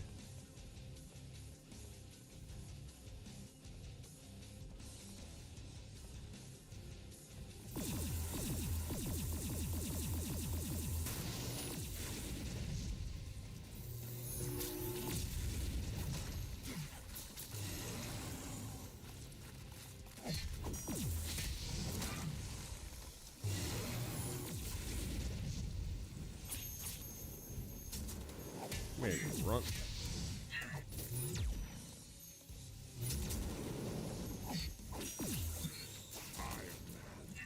If there's a grin on your face, wipe it off.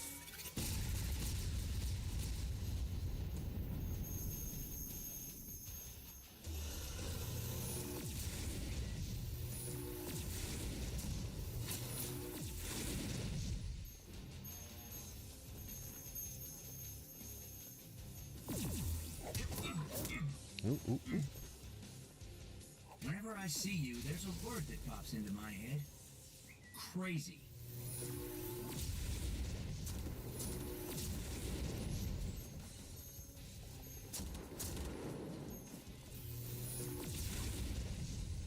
I'm not gonna lie, that boss battle was everything I wanted it to be.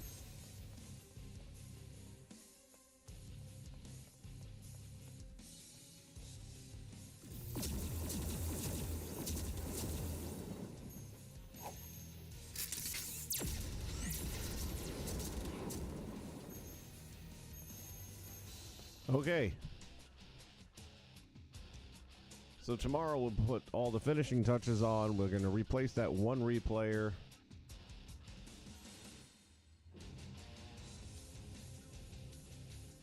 And I think we'll be in good shape.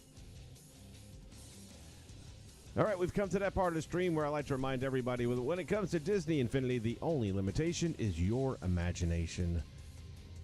The most true statement you'll hear about any game. It holds up all these years later. Yes, the servers are down.